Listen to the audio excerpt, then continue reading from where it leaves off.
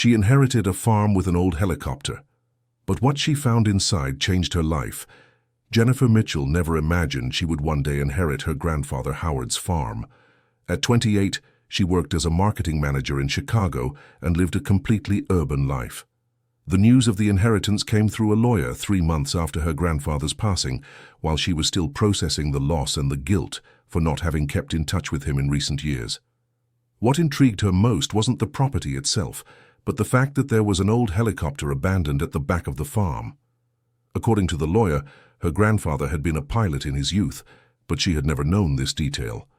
The aircraft had been there for decades, covered by a worn-out tarp, like a ghost from the past waiting to tell its story.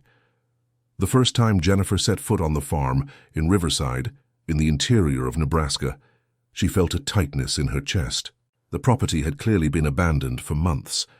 Tall weeds overran the paths, the main house had broken windows, and the smell of dampness dominated the rooms. She had decided to sell everything quickly and return to Chicago, but something made her walk to the back of the property, where the helicopter waited. The aircraft was an old model, painted in faded military green. Jennifer carefully removed the tarp, revealing a machine that, despite the years, seemed to have been well cared for. The rotor blades were secured with steel cables, and there were signs that someone had performed regular maintenance until recently. Intrigued, she tried to open the cabin door and was surprised to find it unlocked. The interior of the helicopter was a revelation. The leather seats were worn but clean. The instrument panel, though old, seemed functional. But what really caught her attention was a metal box hidden under the pilot's seat. Her hands trembled as she opened the compartment, not knowing what she might find. Inside the box were hundreds of handwritten letters, all in handwriting she immediately recognized as her grandfather Howard's. Some were addressed to people with names she had never heard, others to organizations and institutions. But the first letter she picked up left her completely breathless. It was addressed to her. "My dear Jennifer," the letter began, "if you are reading this, it means you have finally come home. I always knew you would return one day, even after so many years of silence. Forgive this old man for not trying harder to stay in touch. I respected your decision, but I never stopped thinking about you for a single day." Tears began to stream down her face as she continued reading. In the letter, her grandfather explained that the helicopter wasn't just a memento from his time as a military pilot, but a tool he had used for decades to help isolated communities in the region. He performed rescue missions and delivered medicine to places where ground access was difficult or impossible. "This helicopter has saved more lives than I can count," the letter said, "and I always hoped that one day you might continue this work. I know it must seem impossible for a city girl, but I'm sure you have enough courage for it. After all, you are a Mitchell, and Mitchells never run from their responsibilities." Jennifer closed the letter, feeling a mix of conflicting emotions. On one hand, she felt proud to discover her grandfather had dedicated his life to helping others. On the other, a terrible guilt consumed her for having spent so much time away from him. She had distanced herself from the family after her parents' messy divorce when she was 16 and had never returned to the farm. Determined to better understand what her grandfather had done all those years, she began to read other letters from the box. Each one revealed a different story. There were thank you letters from families that had been helped, detailed reports about the health conditions of remote communities, and even drawings made by children who had met the angel of the sky, as they called Grandfather Howard. One letter in particular impacted her deeply. It was from a woman named Dorothy, from a community called Hope Village, located about 200 kilometers from the farm. Dorothy thanked her grandfather for saving the life of her 5-year-old daughter, who had severe pneumonia. The nearest hospital was an 8-hour drive away on poor roads, but her grandfather had arrived by helicopter and transported the child in time to save her. "Dr. Howard," Dorothy wrote, "you are an angel sent by God. Without you, my Emily would not be here today. I don't know how to thank you. The whole community prays for you every night. Whenever you need anything, you can count on us." Jennifer realized there were more than 200 similar letters. Her grandfather had corresponded with dozens of families and communities for years. There was also a notebook where he meticulously recorded details of every flight, including the purpose, the people transported, And the results. The dedication was impressive. As the afternoon wore on and she kept reading, Jennifer began to understand the magnitude of the work her grandfather had done. He wasn't just a retired farmer living in the countryside. He was a man who had found a greater purpose in life and dedicated himself to it completely. The discovery made her question her own choices and priorities. When the sun began to set, she returned to the main house. The place was in terrible condition, but there was still electricity and running water. She decided to spend the night there so she could continue exploring the letters and better understand her grandfather's story. There was much more to discover. In the kitchen, she found a note stuck to the refrigerator in his recognizable handwriting. "Jennifer, if you've made it this far, you must be hungry. There's frozen food in the fridge and the stove works fine. Make yourself at home." Even after so much time apart, her grandfather still considered her part of the family. After a simple meal, she went back to the helicopter with a flashlight. She wanted to examine the aircraft more closely and understand how it worked. She had never been interested in aviation, but now she felt a genuine curiosity. Her grandfather had also left some technical manuals in the box, all well preserved with notes in the margins. Flipping through one of the manuals, she found a photo of herself when she was about 12 years old.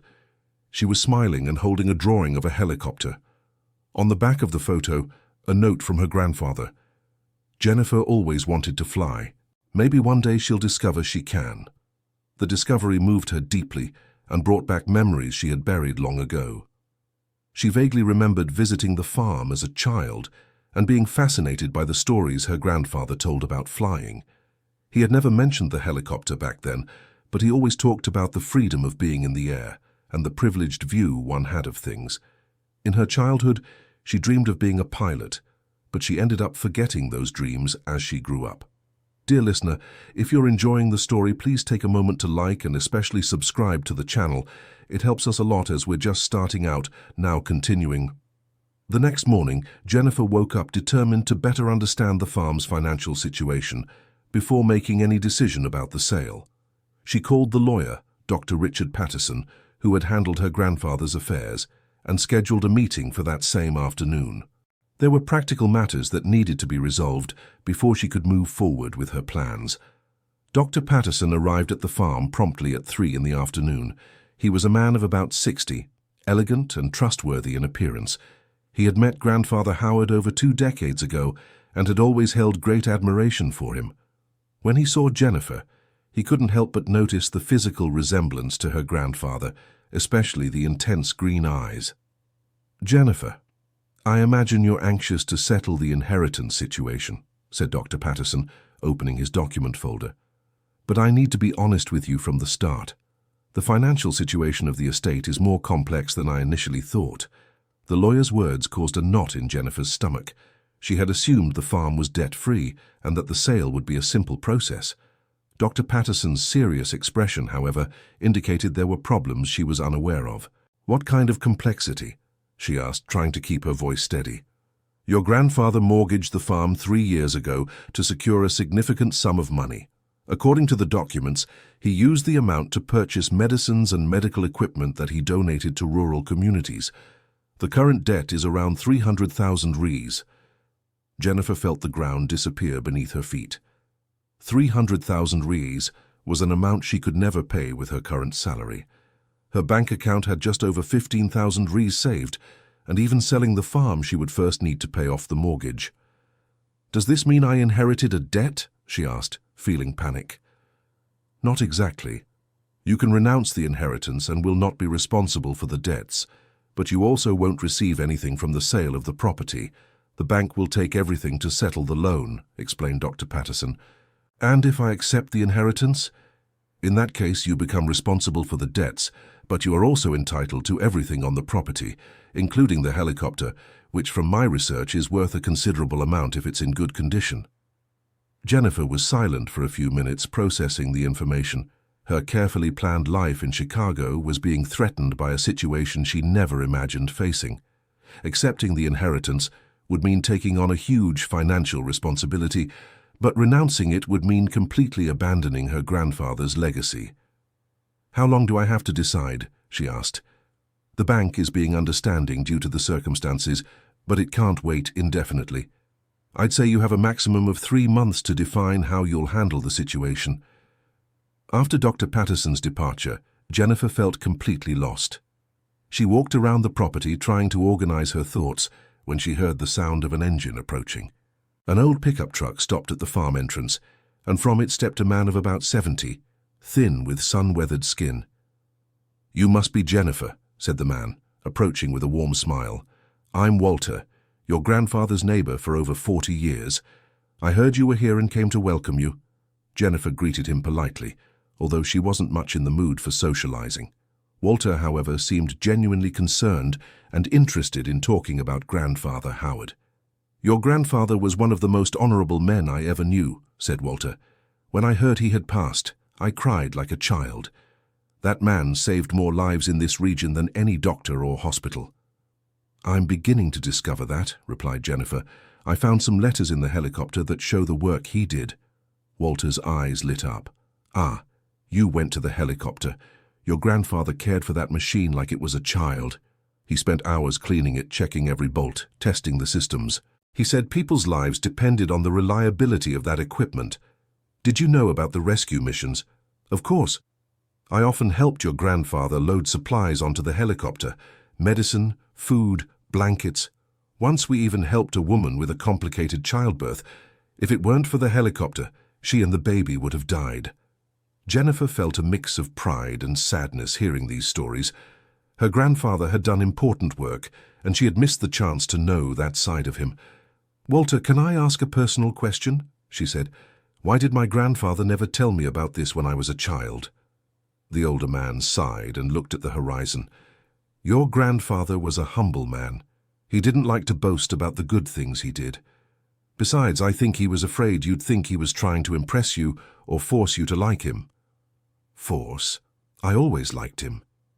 "You did, but you stopped coming here after your parents separated. Your grandfather was devastated, but he respected your mother's decision to keep you away. He said he'd rather suffer in silence than cause more trouble for a child who was already going through a difficult time." The revelation hit Jennifer like a punch to the stomach.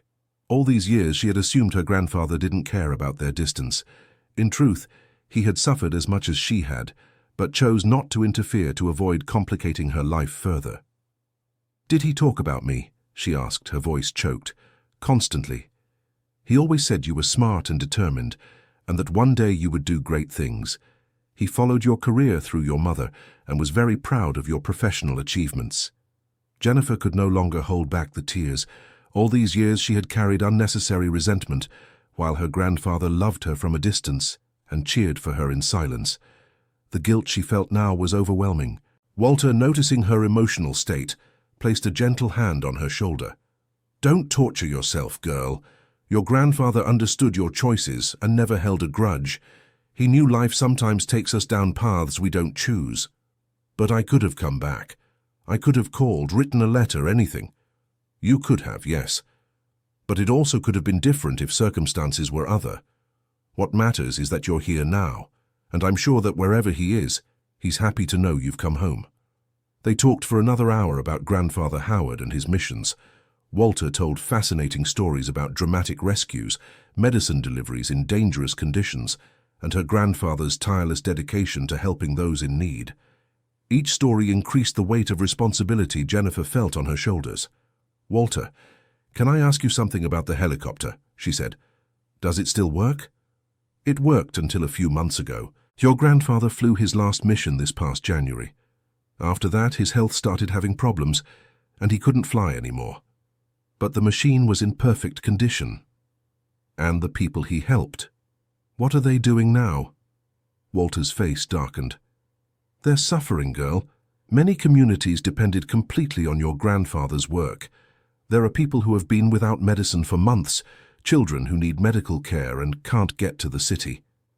The information struck Jennifer deeply. It wasn't just memories and sentimentality at stake. There were real people suffering the consequences of her grandfather's absence. The responsibility grew heavier and heavier. "I don't know what to do," she confessed. "I've never piloted anything in my life. I don't understand anything about helicopters, and I'm finding out the farm has huge debts." "No one expects you to replace your grandfather immediately," said Walter. "But perhaps you can find a way to honor his work, even if it means selling the helicopter to someone who can continue the missions." The suggestion to sell the helicopter made her think. Perhaps that really was the most practical solution. She could use the money from the sale to pay off the farm's debts and still help someone who actually knew how to use the aircraft to continue her grandfather's work. After Walter left, Jennifer returned to the helicopter. This time she examined the machine more carefully, trying to understand its value and condition. There were some rusty parts and signs of wear, but overall the equipment seemed well maintained. While going through the aircraft's documents, she found an operations manual with several notes from her grandfather. On the back cover, there was a phone number with the name George Mechanic.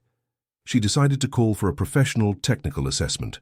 George answered the phone and was visibly moved to learn she was Howard's granddaughter. He offered to visit the farm the next day and give a technical opinion on the helicopter's condition. He was a mechanic specialized in vintage aircraft and had maintained her grandfather's machine for years. That night, alone in her grandfather's house, Jennifer had trouble sleeping. The day's discoveries had deeply stirred her emotions and plans. She had come to the farm expecting to resolve everything quickly and return to her life in Chicago, but now she found herself involved in a much more complex situation. Around 2 in the morning, she decided to go back to the helicopter. There was something about that machine that drew her in. Perhaps the connection to her grandfather, or curiosity about the stories it held.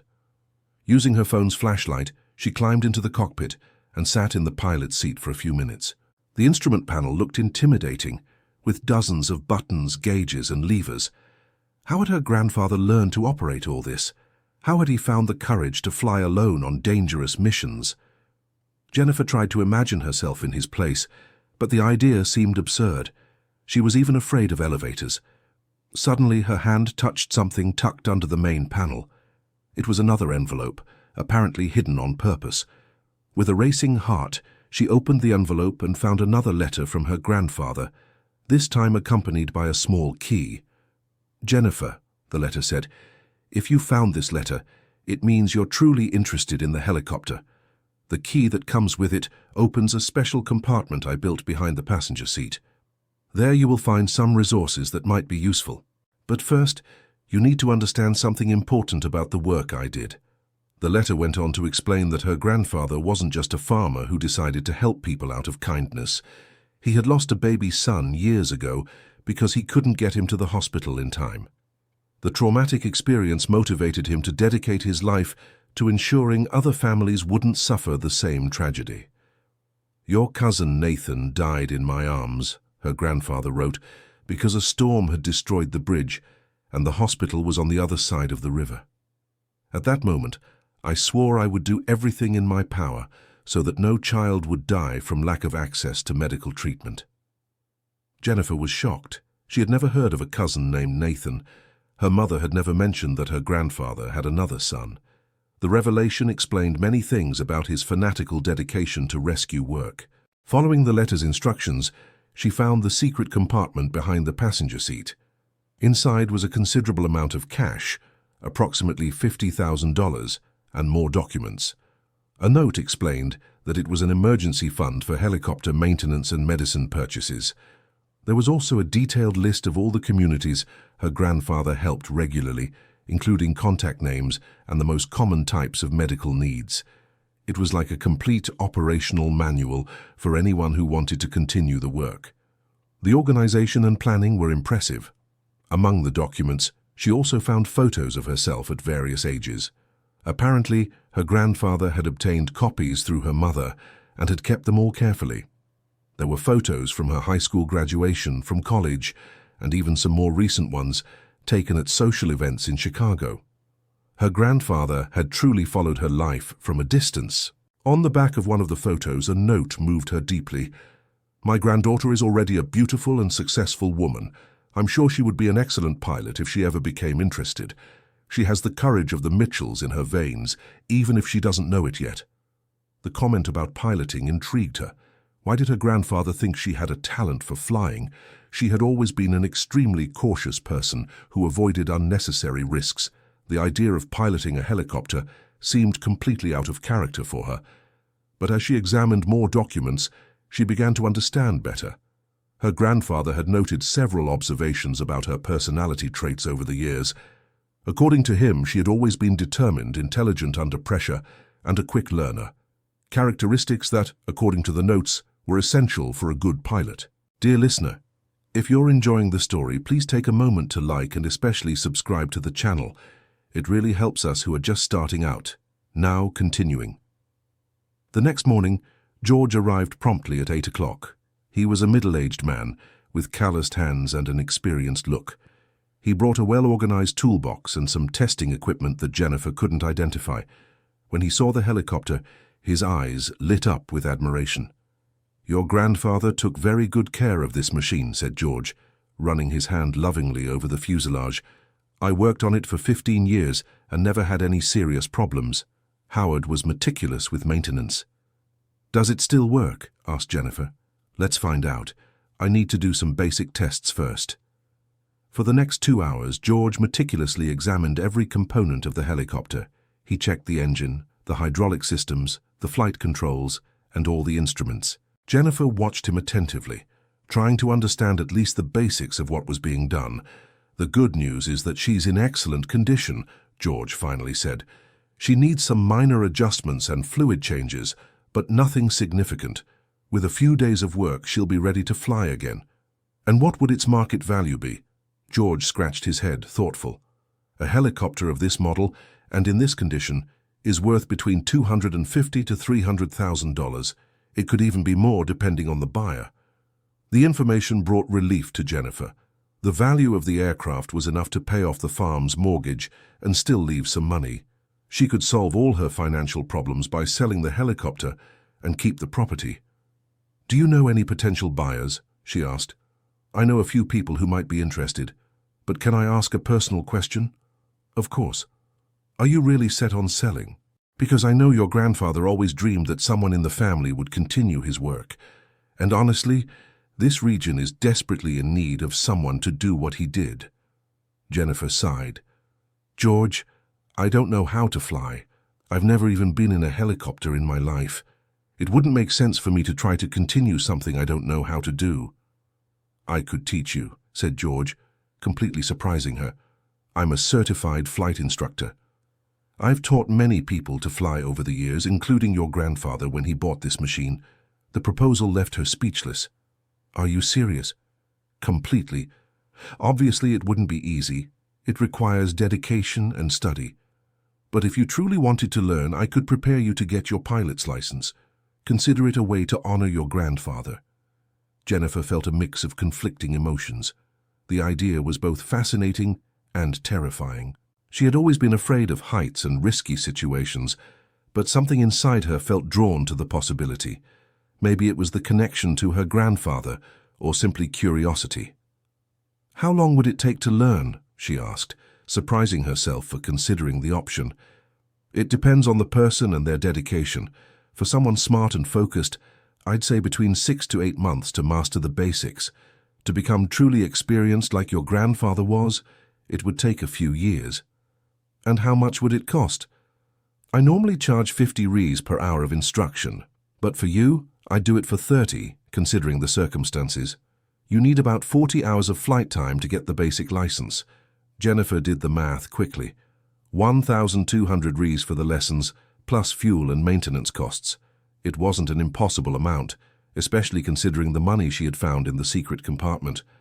But there was still the matter of the farm's debts to resolve. "Can I think about it?" she said. "Of course, but don't take too long. There are a lot of people suffering out there, waiting for help." After George left, Jennifer found herself alone again with her conflicting thoughts. The proposal to learn to fly was tempting, but also frightening. It would mean completely changing her life, abandoning her career in Chicago and moving to the countryside to care for people she didn't even know. On the other hand, the idea of selling the helicopter and returning to the city as if nothing had happened also bothered her.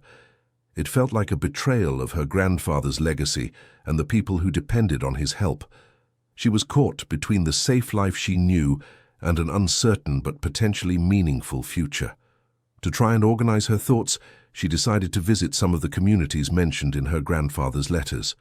She wanted to better understand the real needs of the people and the importance of the work he did. She took the rental car and headed to Hope Village, the community closest to the farm. The road to Hope Village was rough, full of potholes and unpaved stretches. The 30-kilometer journey took almost an hour to complete. Jennifer could understand why land access was so complicated, especially during the rainy season when the roads became impassable. Hope Village was a small community of approximately 200 people, most living on subsistence farming and cattle raising. The houses were simple but well kept, and the people showed a strong sense of community. When Jennifer introduced herself as Howard Mitchell's granddaughter, she was received with affection and tears. "Your grandfather was a saint," said Mrs. Dorothy, the woman who had written one of the letters Jennifer had read. "He saved my daughter's life when she had pneumonia. If it weren't for him, I would have lost my girl." Emily, now a 15-year-old teenager, was present during the conversation. She was a cheerful and healthy girl, having finished high school with plans to study nursing. When she learned Jennifer was the granddaughter of the man who had saved her life, she hugged her tightly with tears in her eyes. "I owe my life to your grandfather," Emily said. "I always wanted to meet you. He spoke of you with such pride. He said you were smart and brave like him." "I don't feel brave at all," Jennifer confessed. "But you came here," observed Mrs. Dorothy. "That already shows courage. Your grandfather always said that courage isn't about not being afraid, but about doing what's right even when you are." The conversation with the family touched her deeply. They were simple people, but with genuine dignity and gratitude. Jennifer began to better understand the real impact of her grandfather's work. They weren't just statistics or abstract cases, but real families with faces and stories. During the visit, she also spoke with the community health agent, Michael. He explained the difficulties faced by the local population in accessing basic medical services. The nearest health clinic was a 2-hour drive away, and more serious cases needed to be taken to the capital, over 4 hours away. "Since your grandfather stopped flying, we lost 3 people who could have been saved," said Michael sadly. "A 70-year-old man who had a heart attack, a woman who had complications during childbirth, and a child who drowned and needed immediate resuscitation." The information hit Jennifer like a punch to the stomach. People had lost their lives due to a lack of quick access to medical care. If the helicopter were operating, those tragedies could have been avoided. The weight of responsibility grew heavier on her shoulders. "But it's not your fault," said Michael, sensing her discomfort. "Your grandfather did far more than anyone could have expected. No one can blame you for not knowing how to continue his work." Even so, Jennifer couldn't shake the feeling that she was letting down people who depended on help. She had the resources and the possibility to make a difference, but lacked the courage to take on the responsibility. Back at the farm in the late afternoon, she found a surprise waiting. There was an envelope left under the door of the main house, with her name printed on it. Inside was a handwritten letter from a child. "Mrs. Jennifer," the letter said, "my name is Timothy and I am 8 years old. I live in St. Joseph Village with my grandmother. She is very sick and can't go to the hospital because it's too far. The other people in the village said maybe you could help, like your grandfather used to. I drew a present for you." Along with the letter was a drawing made with colored pencils showing a helicopter flying over small houses. In the drawing, a female figure was piloting the aircraft, and below it was written, "New Angel of the Sky." The child's innocence and hope moved her to tears. That night, Jennifer spent hours walking around the property, trying to organize her thoughts. The situation had become much more complex than she had initially imagined. It wasn't just a matter of inheritance or financial responsibility. There were real human lives at stake. She thought about her life in Chicago, the comfortable apartment, the stable job, the predictable routine. It was a good life, but she was beginning to realize that perhaps it wasn't a meaningful life. How many times had she truly made a difference in someone's life? How many times had she been truly needed? On the other hand, the idea of learning to fly and taking on her grandfather's responsibilities was frightening. It would mean abandoning everything she knew to embark on an uncertain adventure. What if she couldn't learn? What if she made a mistake and hurt someone? What if she simply wasn't brave enough for the job? At 3 in the morning, she made a decision. She would call George the next morning and ask to start flight lessons. She didn't know if she could see it through, but she needed to at least try. She owed it to her grandfather, to the people who depended on help, and most importantly, to herself. The decision brought a strange feeling of relief mixed with fear. For the first time in years, she felt she was making a decision based on something bigger than her own interests. It was terrifying, but also liberating. The next morning, she called George and informed him of her decision. He was visibly moved and offered to start the lessons immediately. She also called her boss in Chicago and requested an extended leave, citing urgent family matters. Fortunately, she had a few weeks of accumulated vacation time that could be used. The first flying lesson was scheduled for 2 days later. This would give George time to make the necessary adjustments to the helicopter and prepare the teaching materials. Jennifer used this time to study the manuals her grandfather had left and try to absorb as much theoretical information as possible.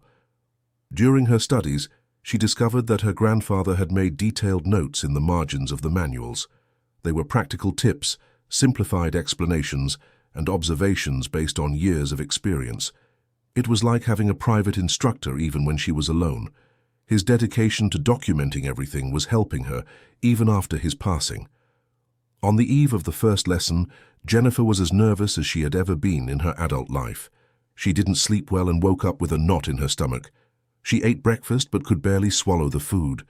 The reality of what she was about to do was really starting to sink in.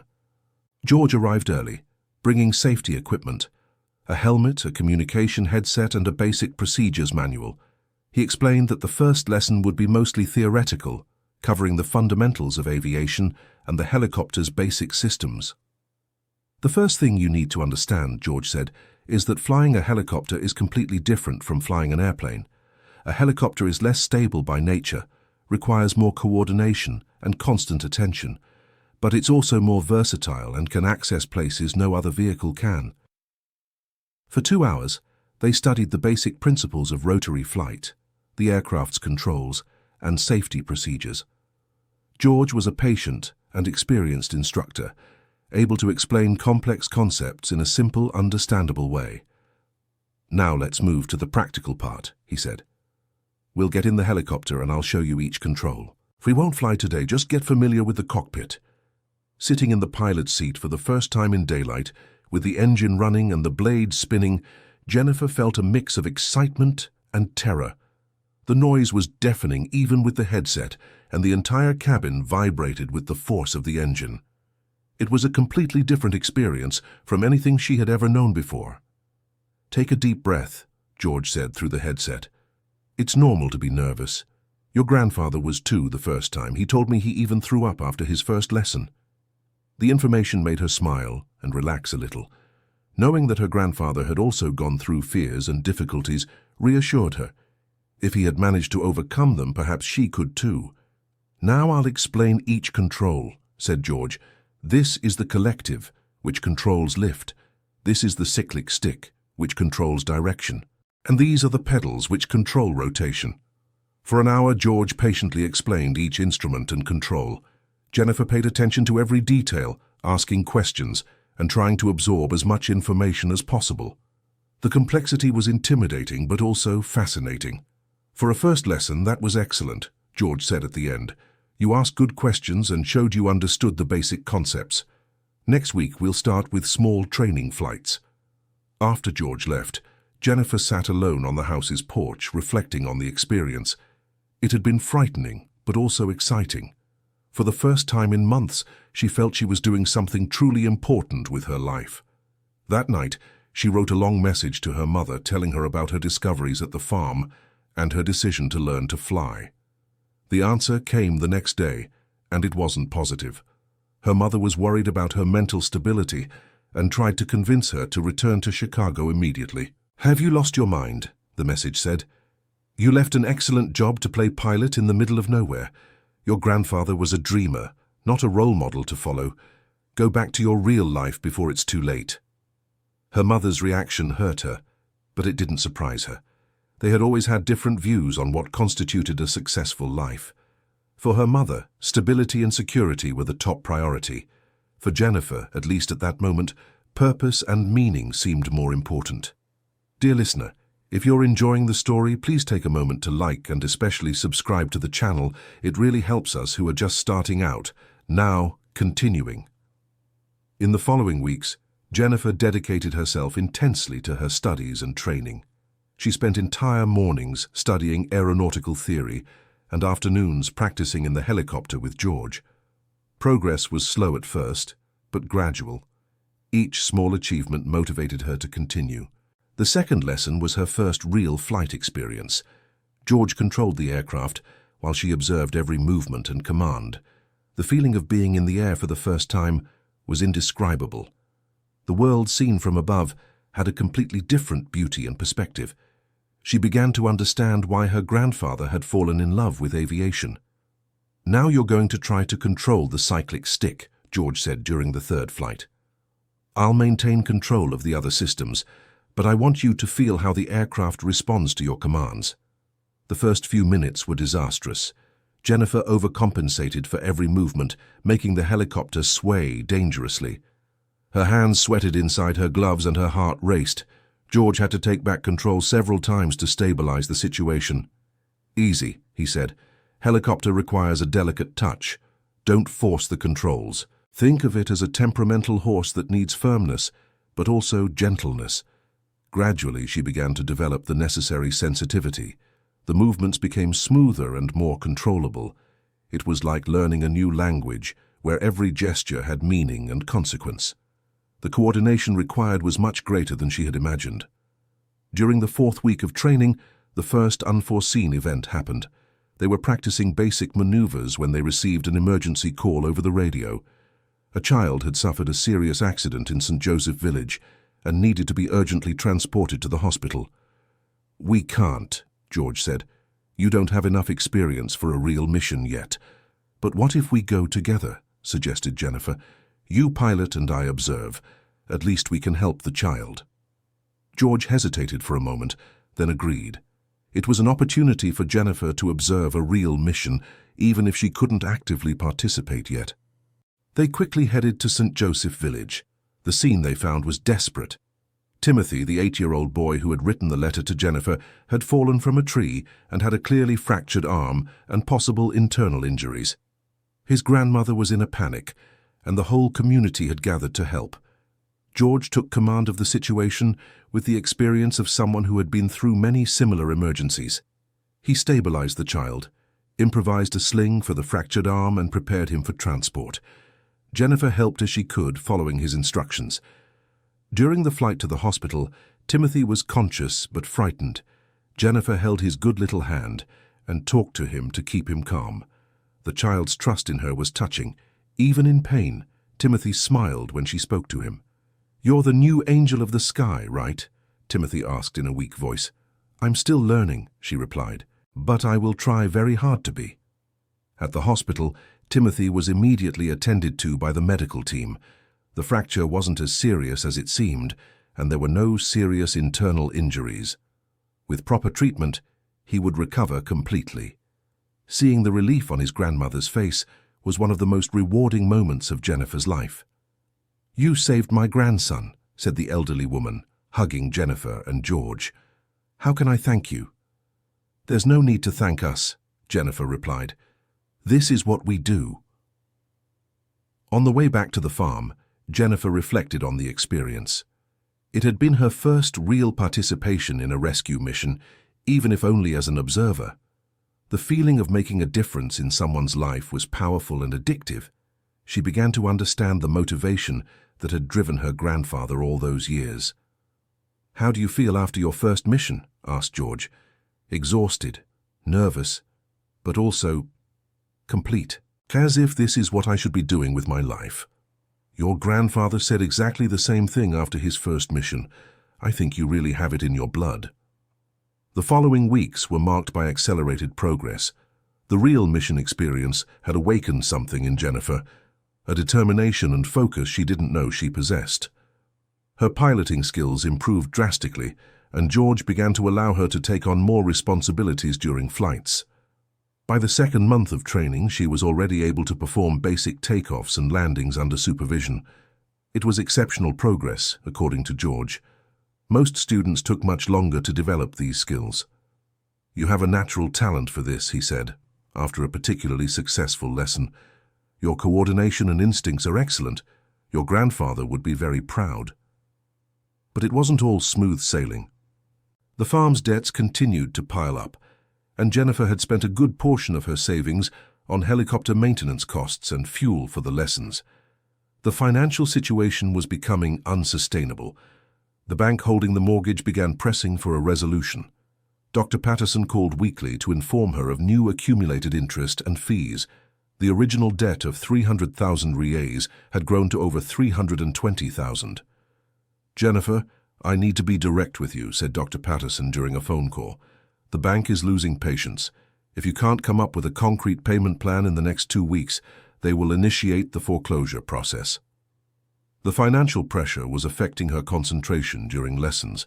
George noticed her growing anxiety and decided to address the matter directly. "What's worrying you?" he asked, after a lesson where she had made several basic mistakes. Jennifer explained the debt situation and the pressure from the bank. George was silent for a few minutes, clearly thinking of a solution. "What if we could get some sponsors for the rescue work?" he suggested finally. "Local businesses that could contribute to operational costs in exchange for publicity and tax benefits." It was an interesting idea, but Jennifer doubted they could raise enough in time. Besides, she wasn't yet qualified to perform missions alone. How could they convince business owners to invest in a project that wasn't yet operational? That night, while studying her grandfather's manuals, she found a note that caught her attention.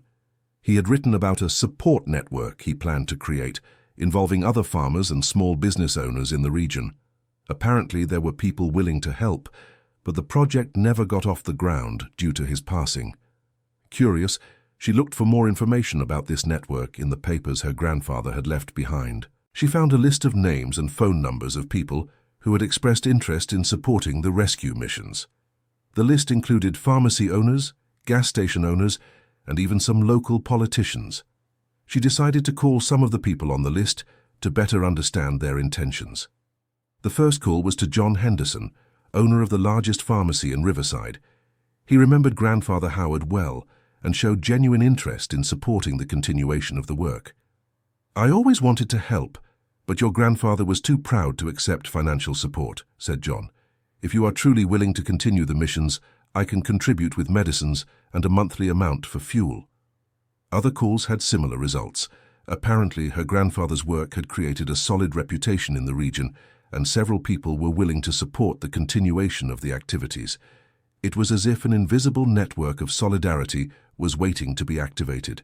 Within a week, Jennifer secured support commitments totaling approximately $5,000 monthly, plus donations of medicines and basic equipment. It wasn't enough to settle the debts immediately, but it could cover the operational costs and buy time to find other solutions. Excited by the possibilities, she redoubled her training efforts. She wanted to be ready to take on the responsibilities as soon as possible. George, noticing her renewed dedication, intensified the lessons and began teaching more advanced maneuvers. During her third month of training, an incident occurred that would test all her acquired skills. They were practicing emergency landings when the helicopter's engine began to fail. George immediately took control, but the situation was serious. "We're going to have to make a real emergency landing," he said, trying to keep his voice calm. "I want you to help me. Keep your eyes on the horizon and alert me to any obstacles on the ground." The next few minutes were the most tense of Jennifer's life. The helicopter was losing altitude rapidly, and George struggled to keep it stable. She forced herself to stay calm and follow his instructions, scanning the terrain for the best place to land. "There!" she shouted, pointing to a small open field between the trees. "It looks safe." George directed the aircraft to the indicated spot and managed to perform a relatively smooth forced landing. They sat in silence for a few seconds after the engine stopped, just processing the fact that they had survived. "You did very well," said George, breathing heavily. "You kept calm and made the right decisions under pressure. Your grandfather would be proud." The incident, although frightening, increased Jennifer's confidence in her abilities. She had faced a real emergency situation and reacted appropriately. It was as if she had passed a test she didn't even know she was taking. The helicopter repair took 2 weeks and cost a significant amount that Jennifer didn't have. Once again, the support network she was building came to her rescue. John Henderson and other supporters came together to cover the repair costs. "We are investing in the future of this region," said John during a meeting at the pharmacy. "The work your grandfather did and that you intend to continue is essential to our community. We are all partners in this." The people's solidarity moved her deeply. She was discovering that there was an entire community willing to support her, as long as she demonstrated a real commitment to the work. She was not alone on this journey. When the helicopter was ready again, George announced that it was time for her to take her first solo flight. The prospect was both exciting and terrifying. For months she had prepared for this moment, but now that it had arrived, she felt unsure about her readiness. "You are ready," said George. "Your technical skills are solid, and you've shown you have the temperament to handle emergencies. Do you trust me?" "I do," she replied, though her voice trembled slightly. "Then trust yourself too. Your grandfather always said that self-confidence is the most important instrument any pilot has." The first solo flight was surreal. Being completely alone in command of the aircraft, knowing all decisions depended solely on her, brought a feeling of responsibility and freedom she had never experienced. It was terrifying and liberating at the same time. For 20 minutes, she flew a basic circuit around the farm. Every maneuver was executed with precision, every landing was smooth. When she finally touched down and shut off the engine, she was trembling with adrenaline and emotion. George was waiting for her with a huge smile. "How do you feel?" "Like I've discovered who I really am," she answered, surprised by her own response. That night she wrote a long letter to her grandfather, knowing he would never read it, but needing to express her feelings. She told him about her journey of discovery, about the people she had met, and about how her life had completely changed since she found the letters in the helicopter. "Grandpa," she wrote, "I finally understand why you loved this work so much. It's not just about flying or helping people. It's about finding your purpose in life and having the courage to follow it, even when it seems impossible. Thank you for leaving me this gift, even if it took me so long to see it." 2 days later, the first opportunity for Jennifer to carry out a real mission alone arrived. A pregnant woman in Hope Village was having complications during labor and needed to be urgently transported to the hospital. George was in another town, so she would have to face the situation alone. Her heart raced when she received the call. This was the moment she had prepared for over months, but now that it was here, she felt insecure. What if she made a mistake? What if she couldn't save the woman and the baby? "Remember what your grandfather always said," she murmured to herself while preparing for the flight. "Courage isn't the absence of fear, it's acting in spite of it." The flight to Hope Village went smoothly, but what she found there shook her. The pregnant woman, a young girl of only 18 named Amanda, had been in labor for over 12 hours and was losing a lot of blood. The situation was critical. "Doctor, can you save my daughter and my grandchild?" asked Amanda's mother with tears in her eyes. "I will do everything in my power," replied Jennifer, trying to project more confidence than she actually felt. With the help of Michael, the health agent, she stabilized Amanda as best she could and prepared her for transport. The young woman was conscious but very weak. Throughout the flight, Jennifer talked to her to keep her awake and hopeful. "Everything will be okay," she repeated several times. "In 15 minutes we'll be at the hospital. You and your baby will be fine." They were the longest 15 minutes of Jennifer's life. She needed to maintain her concentration on flying while monitoring Amanda's condition. The responsibility was overwhelming, but it also motivated her to give her best.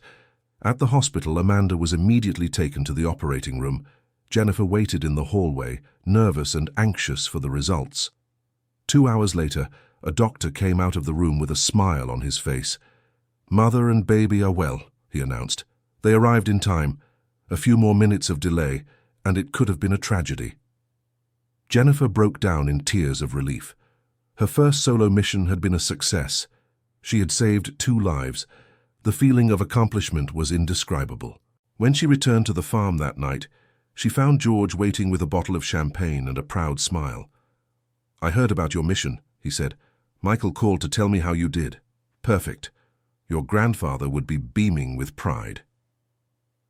They celebrated quietly on the house's porch, toasting the mission's success and the future opening up for Jennifer. It was an important moment of transition.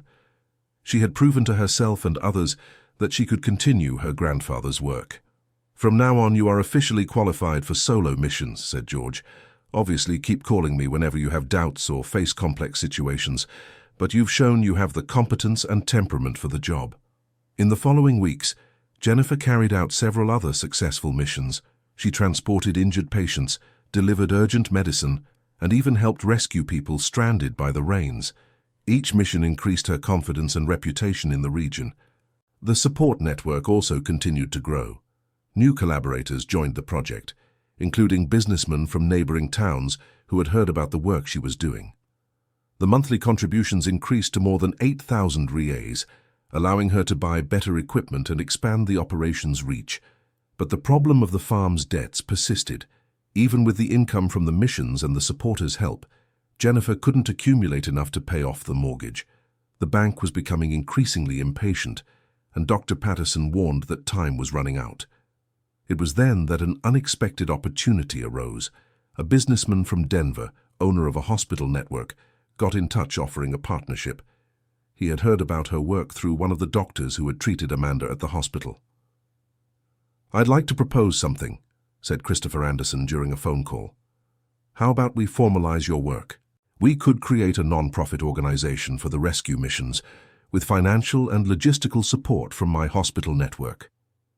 The proposal was tempting, but Jennifer had fears about losing the independence and flexibility that informal work allowed. Christopher sensed her hesitation and made an even better counteroffer. "What if I bought the farm, paying off all the debts, but allowed you to continue living and operating from there? We would transform the property into an official base for rescue operations. You would have total autonomy over the work, but with proper financial and legal backing."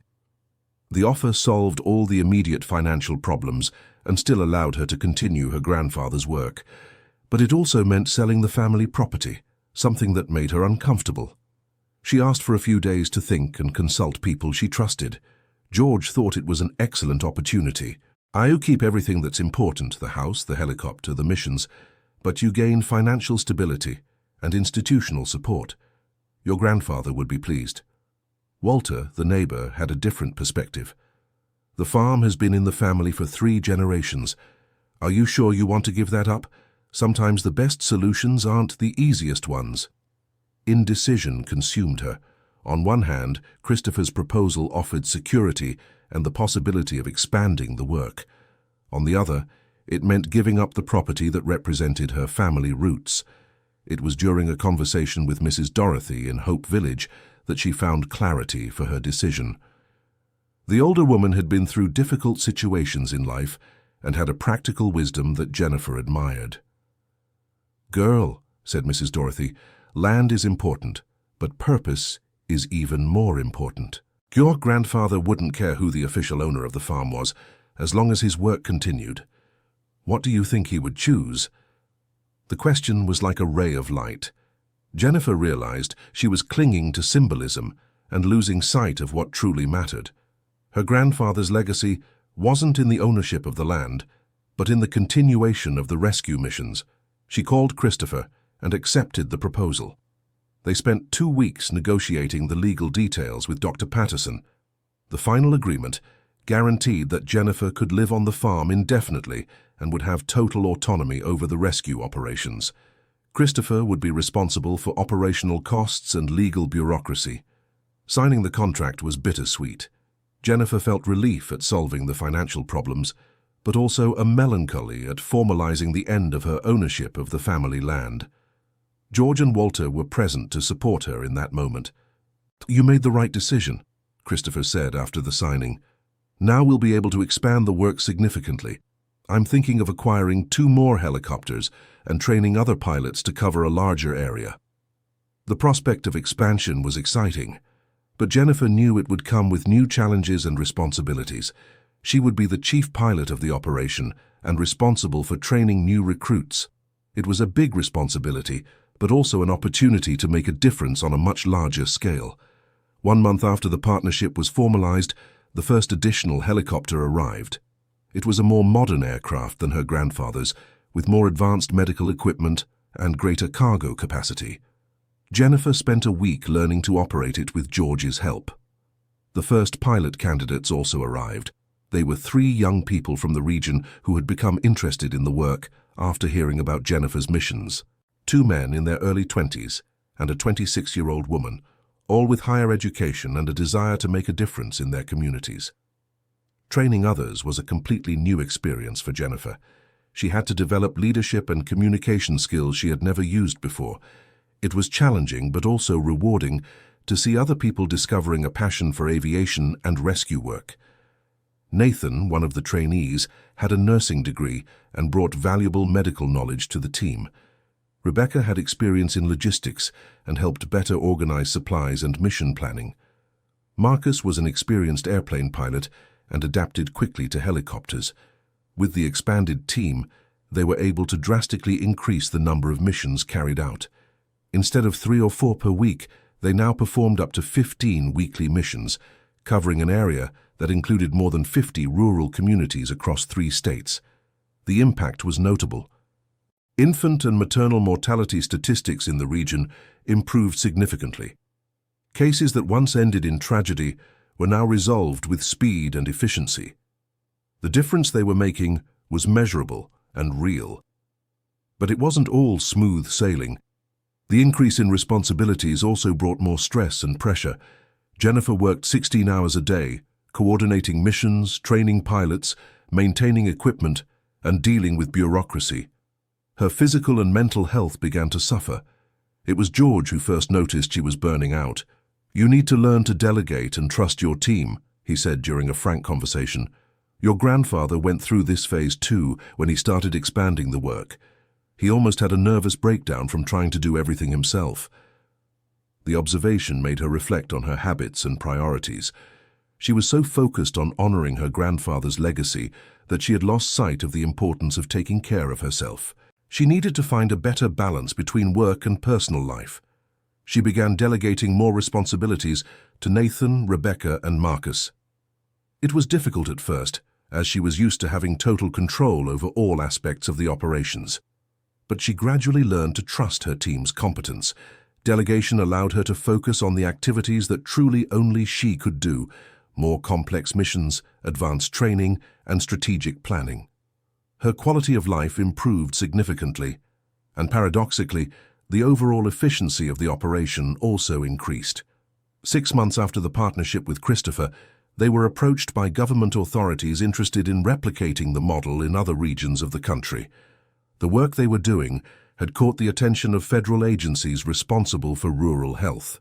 "You have created a model that could be implemented in dozens of other regions with similar characteristics," said the representative from the Department of Health during an official visit.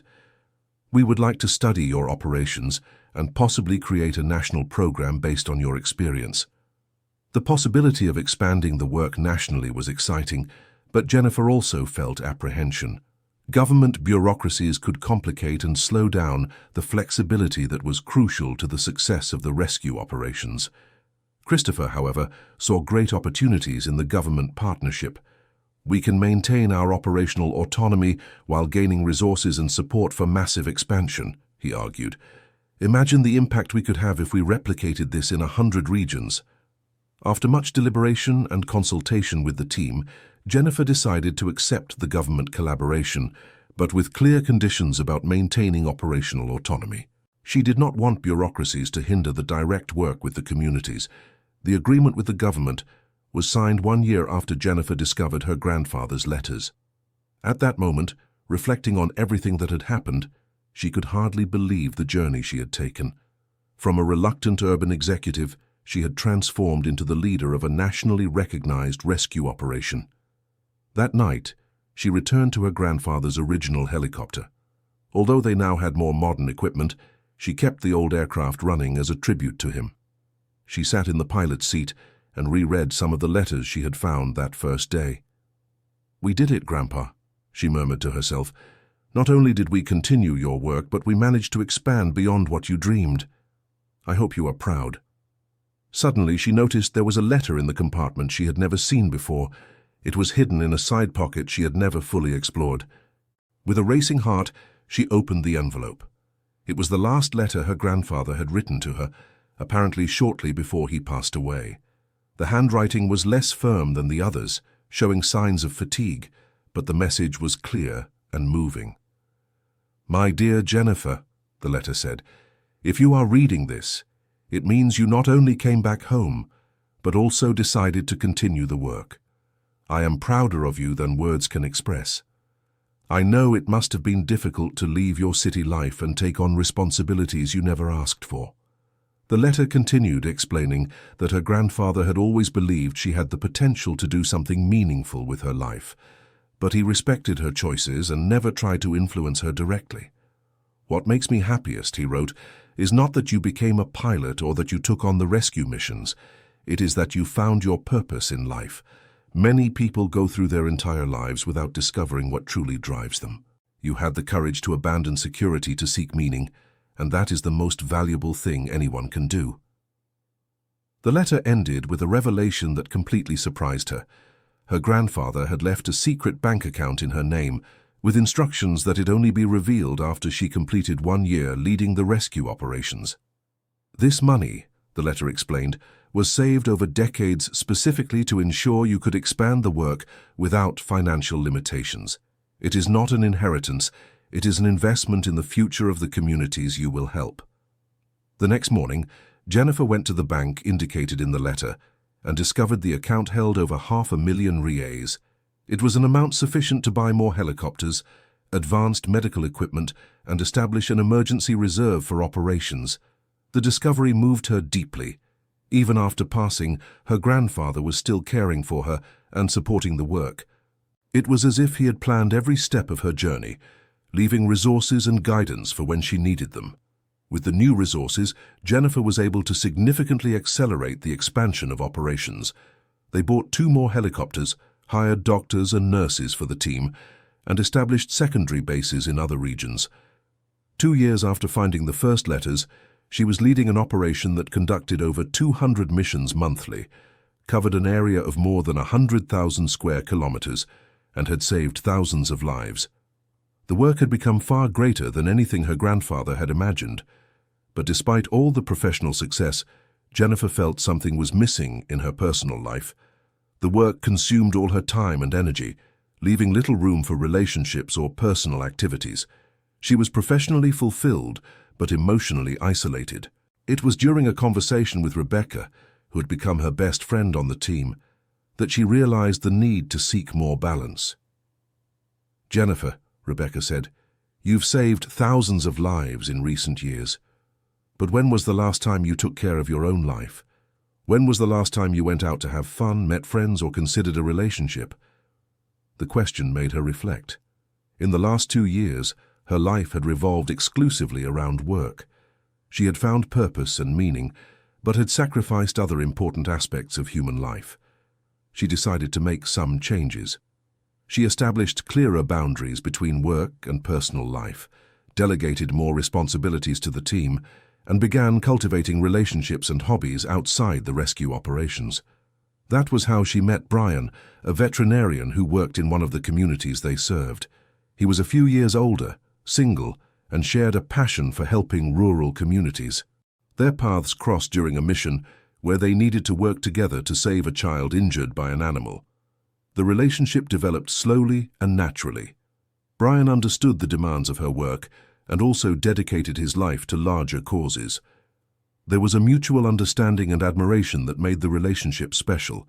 1 year later, they decided to marry in a simple ceremony at the farm, surrounded by the people who had become family to Jennifer: George, Walter, Christopher, her team of pilots and representatives from all the communities they helped.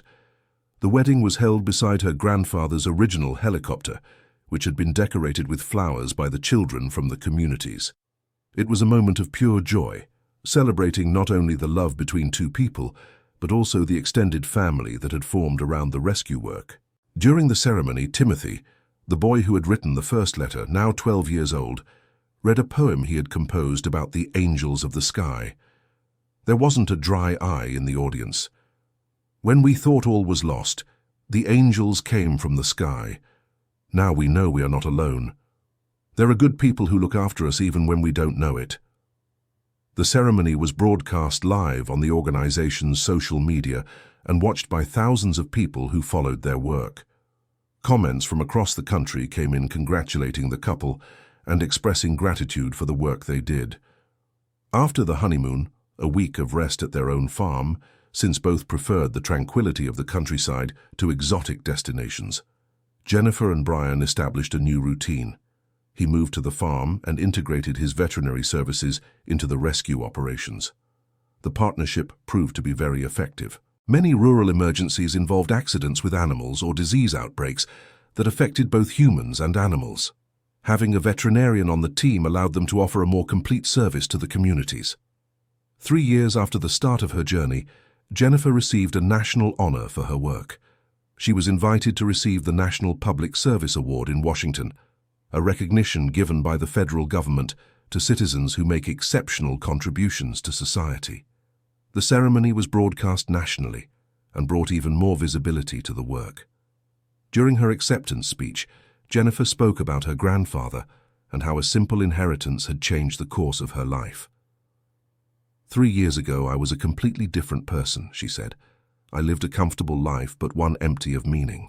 It was a box of forgotten letters that showed me there is something more important than security and comfort, purpose and service to others.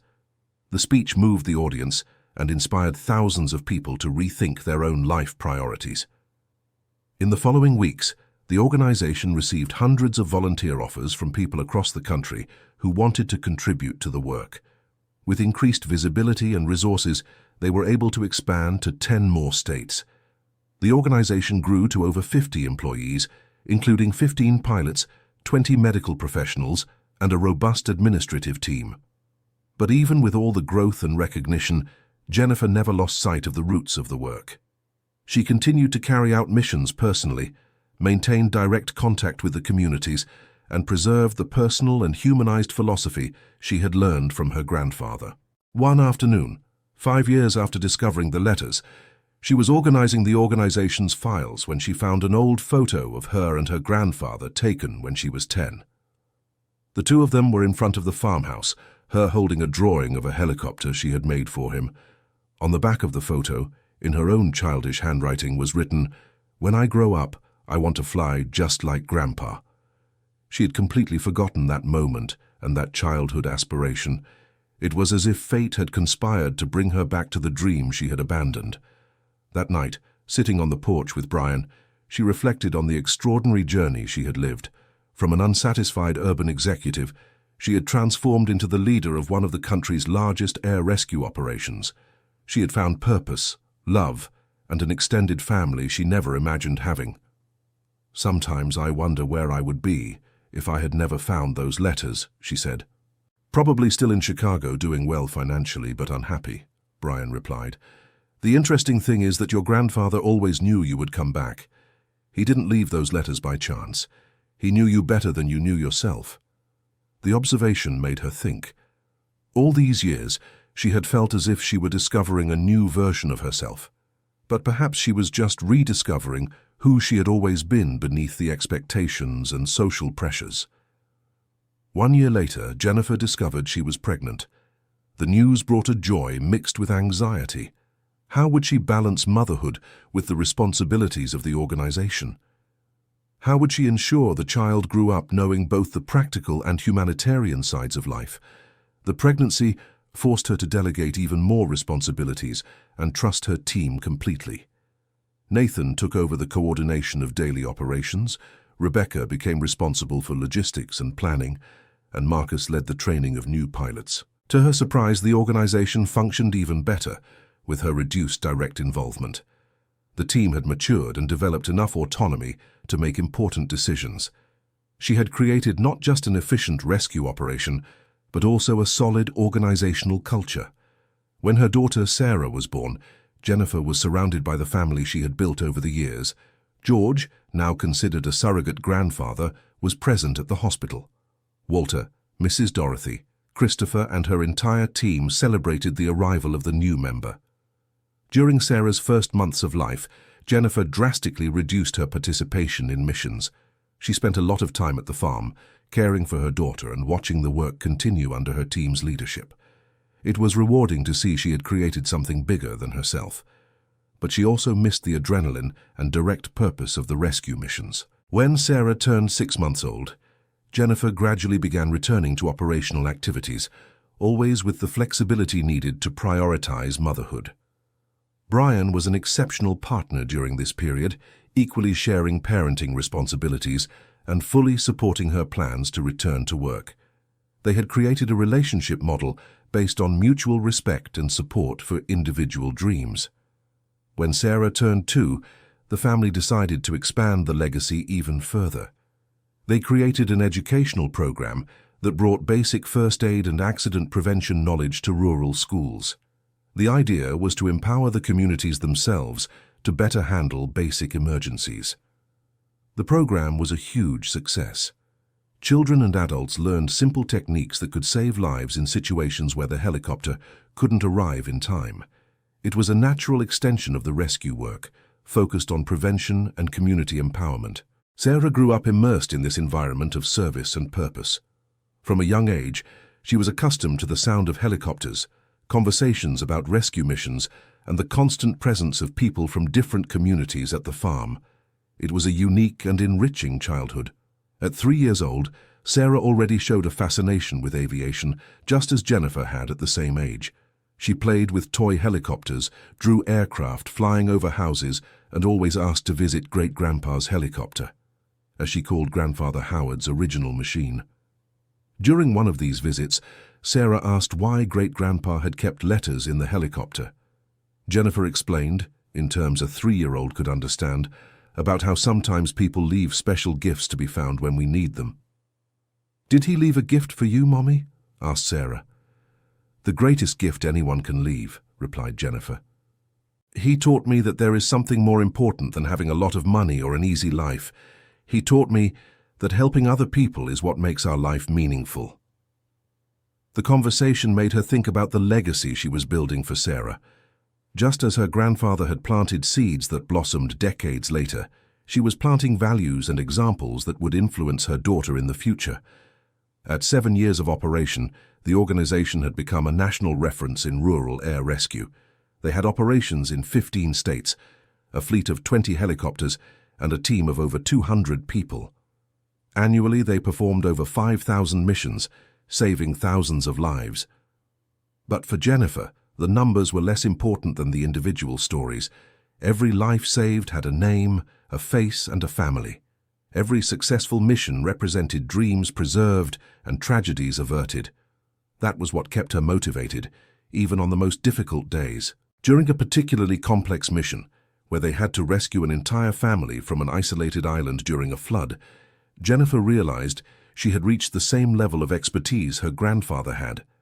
Her decisions were instinctive, her movements precise, her calm in emergency situations was natural. "You've become exactly the pilot your grandfather hoped you would be," George said after that mission. Now in his 70s, he had reduced his activities, but still offered consulting and emotional support to the team. "Sometimes I feel like he's with me during the toughest missions," Jennifer confessed, "as if he's whispering guidance to me in critical moments." "Perhaps he is," said George with a smile. "The love and knowledge we share with someone never truly dies. It continues living through the people we touch." The conversation made her reflect on the nature of legacies. Her grandfather continued to positively influence the lives of thousands of people through the work she had taken on. It was a form of immortality, more meaningful than any monument or recognition. At 10 years of operation, Jennifer was invited to write a book about her experience. Initially, she resisted the idea, preferring to focus on practical work, but later she realized the book could inspire other people to find their own purposes in life. The writing process was cathartic. Revisiting her journey from the urban executive to the leader of the rescue operation made her appreciate even more the transformation she had lived through. It was a story of discovery, courage, and dedication that could truly inspire others. From executive to angel of the sky, How an Unexpected Inheritance Changed My Life and Thousands of Others was launched 2 years later and became a national bestseller. The royalties were donated entirely to expanding rescue operations. The book brought even more visibility to the work and inspired the creation of similar organizations in other Latin American countries. Jennifer was invited for international lectures and consultations for governments interested in replicating the Brazilian model. But despite all the international recognition, she continued living on the same farm, personally piloting rescue missions and maintaining direct contact with the communities they served. She never lost sight of her roots, nor allowed success to change her core values. Sarah, now 8 years old, began to show real interest in learning about aviation. Jennifer decided to start teaching her the theoretical fundamentals, just as George had done with her years before. It was too early for real flight, but it was never too early to plant seeds of knowledge. "Why do you like flying so much, Mom?" Sarah asked during one of the theoretical lessons. "Because when I'm in the air, I can reach places where people need help," Jennifer replied. "And there's no better feeling in the world than knowing you made a difference in someone's life." "I want to make a difference too when I grow up," said Sarah, with the sincere determination of children.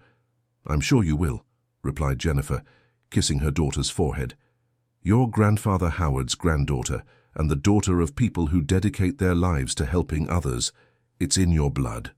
That night, alone in the office, Jennifer opened the drawer where she kept her grandfather's original letters. Even after all these years, she still reread them occasionally, always finding new meanings and inspiration. She picked up a blank sheet of paper and began writing a letter to Sarah, to be opened when she turned 18. She wanted to record the lessons she had learned, the values she considered important, and the dreams she had for her daughter's future. "My dear Sarah," she began to write, "if you are reading this letter, it means you have grown up and are about to make important decisions about your future. I want you to know that whatever path you choose, your father and I will be proud of you." The letter continued for pages, detailing the lessons about courage, purpose, love, and service that she had learned from her grandfather and from life. It was her own legacy beginning to take shape, perpetuating values that had been passed down through the generations. 15 years after discovering the letters in the helicopter, Jennifer was sitting in the same pilot's seat, now 43 years old, and with a life completely transformed. The rescue operation had saved more than 50,000 lives, created hundreds of jobs, and inspired dozens of similar organizations. But more important than the numbers, she had found something many people spend their entire lives searching for: a clear and meaningful purpose. She woke up every day knowing exactly why she was alive and how she could contribute to making the world a little better. At that moment, watching the sunset through the helicopter window, she felt a deep gratitude for the grandfather who had the wisdom to leave a hidden treasure to be discovered at the right time. The letters had been much more than words on paper. They were a map to an extraordinary life. Sarah, now 13, came running across the field toward the helicopter. "Mom, Dad said today is the anniversary of the first letter you found. Is it true?" "It's true," replied Jennifer, hugging her daughter. 15 years ago, I found the first letter from your great-grandfather in this helicopter. That discovery completely changed our lives." "And do you regret anything?" asked Sarah, with the typical curiosity of a teenager. Jennifer reflected for a moment, looking at the farm, at the modern helicopters parked nearby, at the crew preparing for the night mission, at the wonderful daughter she had raised. "I don't regret a thing," she finally said. "Every difficulty, every fear I faced, every sacrifice I made, it was all worth it, because it brought me here, to you, to this work that I love."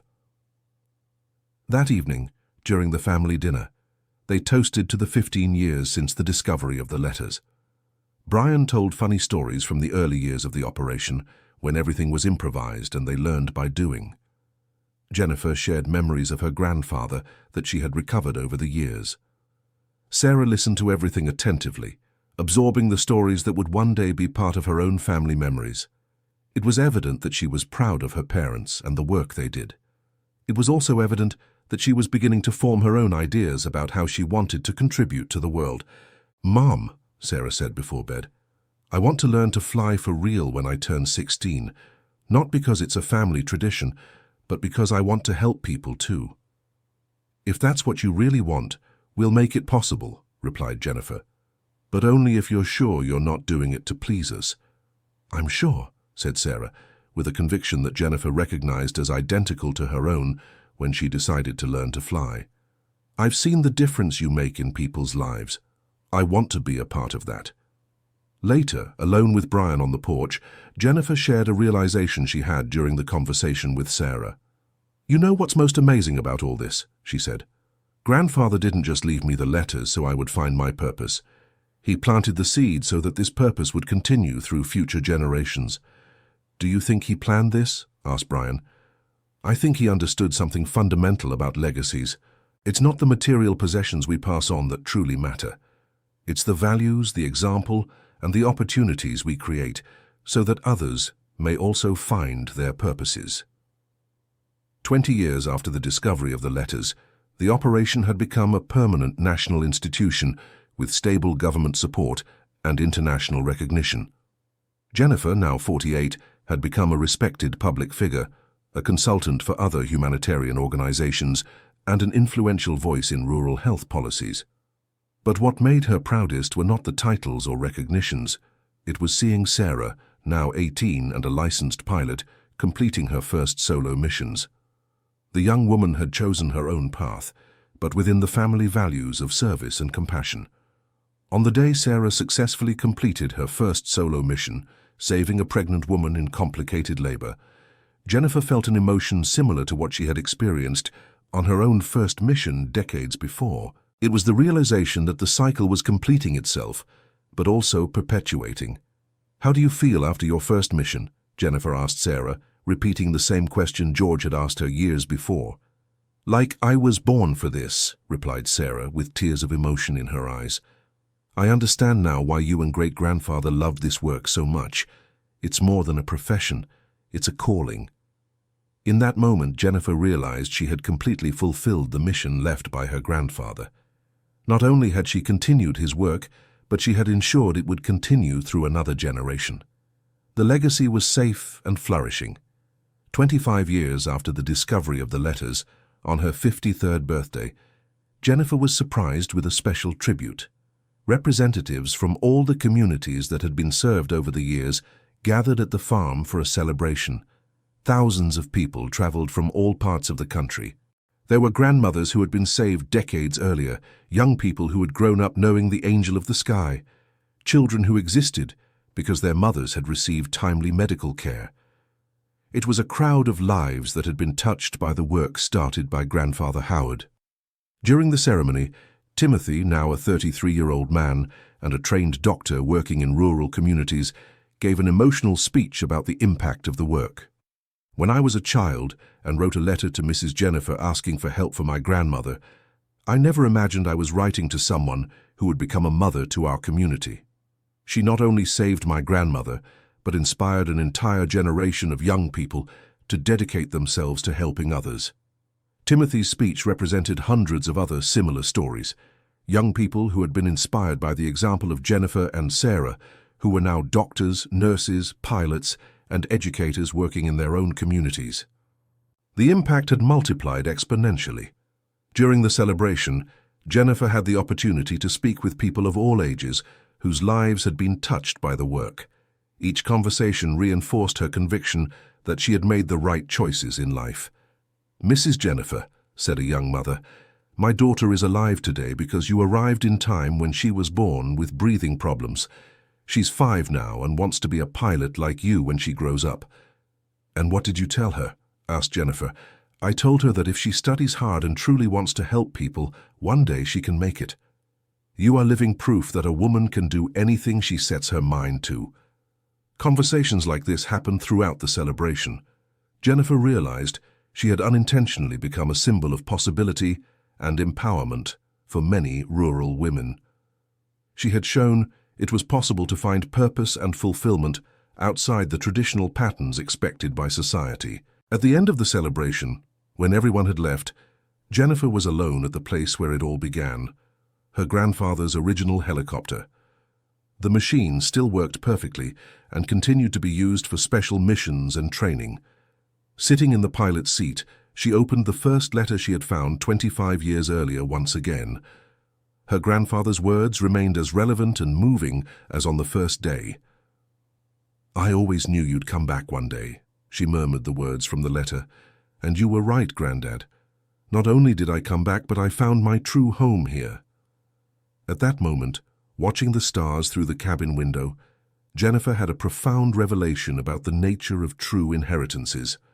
Her grandfather hadn't left just letters or property. He had left a philosophy of life, an example of dedication, and proof that a single person can make a significant difference in the world. The most valuable inheritance wasn't the money found in the secret compartment, nor the helicopter, nor even the farm. It was in the lesson that life gains meaning when it is dedicated to the service of others. It was an intangible inheritance, but infinitely more valuable than any material possession. Over the years, Jennifer had passed this lesson on to Sarah, to her team, to the communities she served, and to all the people who had learned her story. The legacy kept multiplying, touching lives she didn't even know in places she might never visit. The next morning, she awoke with a feeling of peace and completeness that had become increasingly common in recent years. Her life had purpose, meaning, and positive impact. She had a loving family, work that fulfilled her, and the certainty that she was making a difference in the world. At 53, she was still an active and healthy woman. She estimated she had at least another 15 years of full activity in rescue operations. 15 years to continue saving lives, training new pilots, and expanding the reach of the work. But she also began to think about how to ensure the sustainability of the work beyond her own active life. She wanted to make sure the organization would continue to flourish even after she retired. It was time to start planning the leadership transition. Sarah, now 23 with 5 years of experience as a rescue pilot, demonstrated all the necessary qualities to eventually take over the leadership. But Jennifer wanted to make sure her daughter was choosing this path out of her own conviction, not family pressure. "Sarah," she said during a frank conversation, "have you thought about your long-term future? Where do you see yourself in 10 years? "Here, doing exactly what I do today," Sarah replied without hesitation, "but also expanding. I have some ideas about how we can serve even more isolated communities, maybe using drones for medicine deliveries or creating apps to improve communication during emergencies." The answer reassured Jennifer. Sarah wasn't just following in the family's footsteps, but thinking of innovative ways to evolve the work. She had her own vision and ambition to further improve the services. In the following years, Jennifer gradually began to delegate more strategic responsibilities to Sarah and other senior team members. It wasn't a retirement, but a careful transition to ensure continuity and innovation.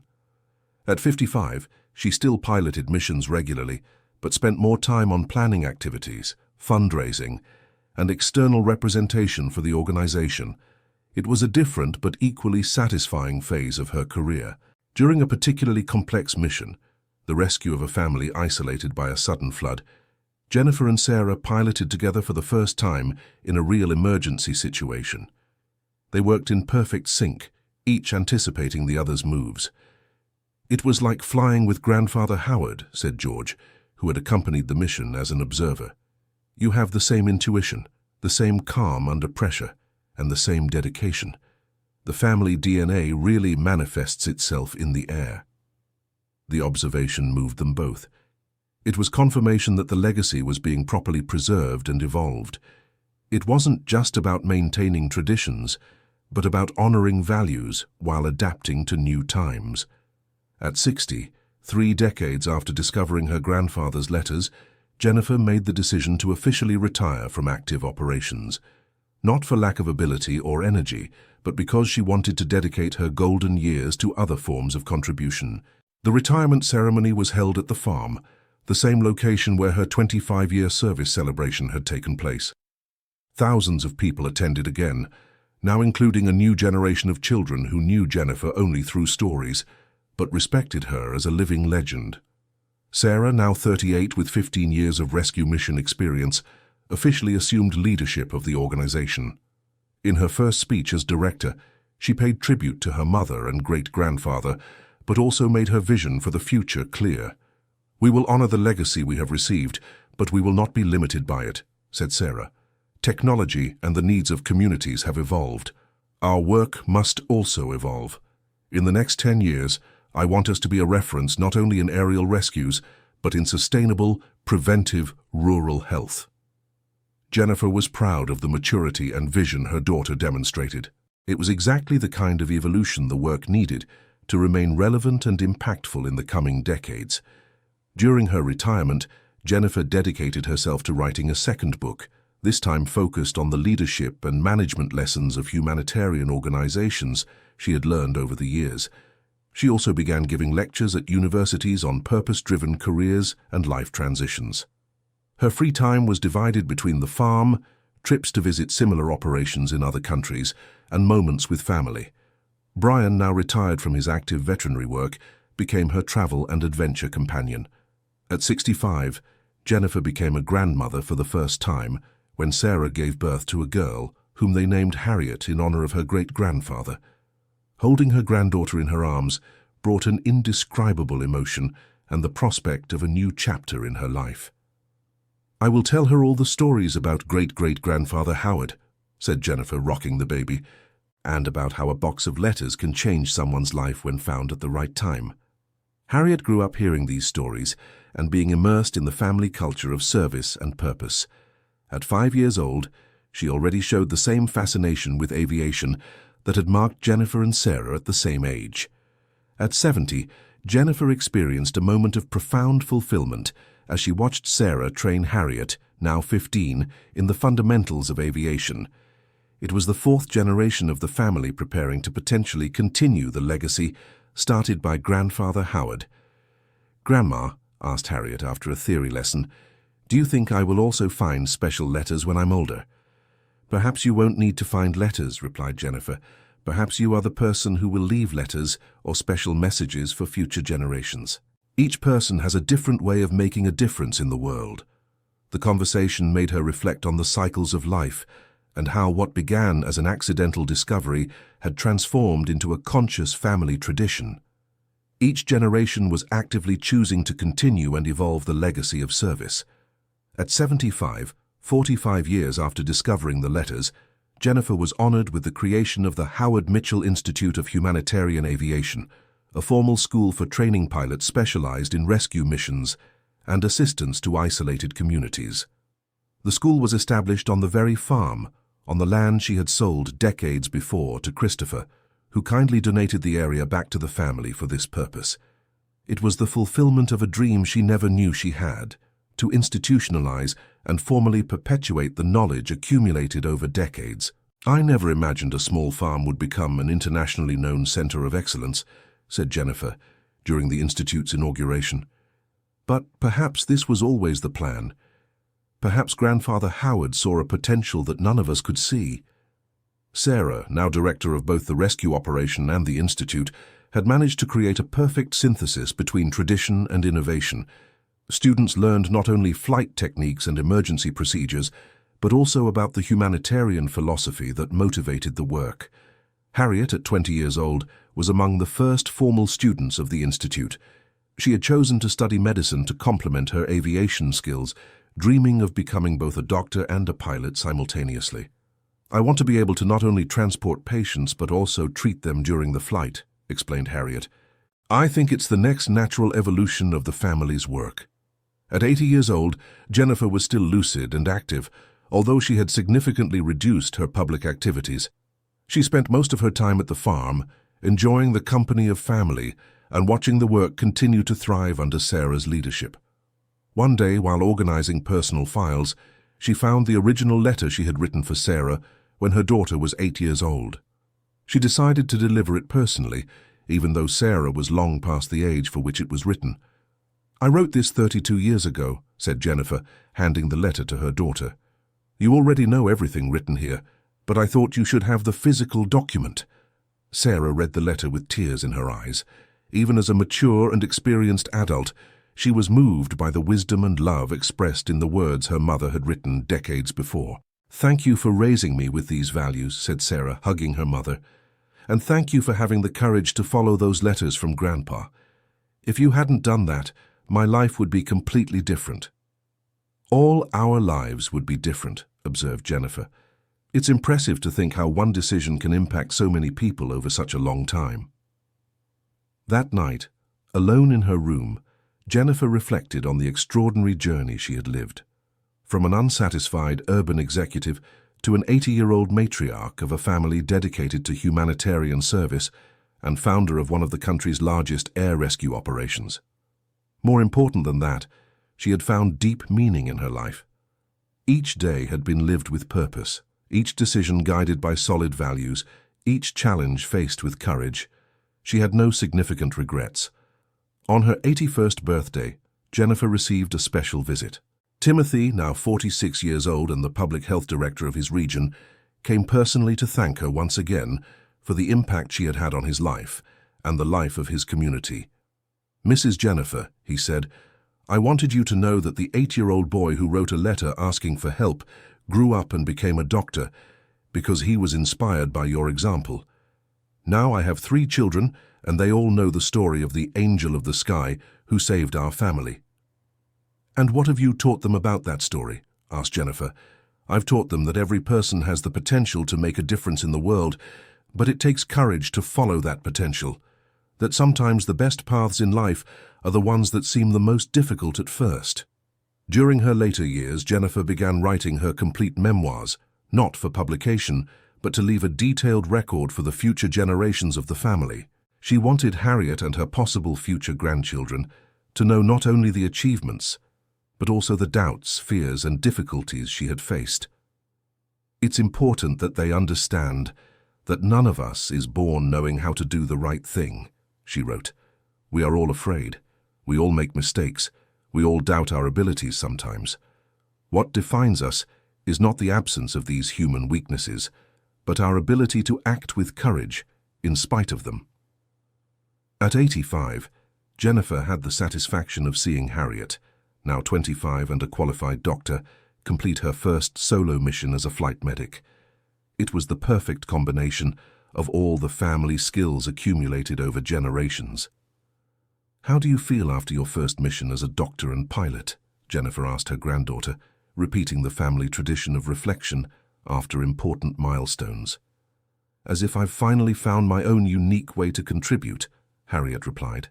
"I'm not just following in the family's footsteps, but creating my own path within the family values." The answer demonstrated a maturity and self-awareness that reassured Jennifer about the future of the family legacy. Harriet had found her own version of purpose, respecting the tradition, but creating her own professional identity. At 87, during a quiet afternoon on the farm porch, Jennifer looked at Grandfather Howard's original helicopter, still running after so many decades. The machine had become a symbol of the continuity and perseverance that marked her family. In that moment, she fully understood the nature of the inheritance she had received. It wasn't just letters or equipment or property. It was a philosophy of life based on the idea that every person has the responsibility to use their talents to make a positive difference in the world. This philosophy had been passed from grandfather to her, from her to Sarah, from Sarah to Harriet, and it would continue to be passed to future generations, each finding their own way to express and expand it. Dear listener, if you are enjoying the story, please take a moment to like and especially subscribe to the channel. It really helps us who are just starting out, now continuing. At the end of her 87 years of life, 62 years after having lost contact with Grandfather Howard, and 47 years after having rediscovered his legacy through the letters, Jennifer Mitchell died peacefully at home, surrounded by the family she had built, and with the certainty that her life had made a difference. Sarah found, among her mother's belongings, a final letter addressed to her and one to Harriet. The letters were brief but profound, summarizing the most important lessons she had learned and expressing her gratitude for the extraordinary life she had lived. "My dear Sarah," her letter said, "thank you for allowing me to be your mother and for continuing our family's work with so much love and competence. The greatest legacy I can leave you is not in banks or wills, but in the certainty that you have found your purpose and followed it with courage. Keep making a difference in the world." For Harriet, she wrote, "My dear granddaughter, you represent the future of our family and the evolution of our values. Do not feel pressured to follow exactly in our footsteps, but feel encouraged to find your own way to serve. The world needs your unique version of the love and dedication that marks our lineage." Jennifer's funeral was a celebration of life that lasted 3 days. Thousands of people traveled from across the country to pay their respects. There were representatives from all the communities that had been served, former employees of the organization, politicians, doctors, and ordinary citizens whose lives had been touched by her work. During the main ceremony, Sarah read excerpts from the first letter Jennifer had found from Grandfather Howard, creating a full circle in the family narrative. The words that had begun her mother's transformation journey now served as a farewell and inspiration for the future. "I always knew that one day you would return," read Sarah, echoing the great-grandfather's words, and she truly did return. Not only did she return physically to the farm, but she returned to the purpose for which she was born, and through her all our lives were transformed.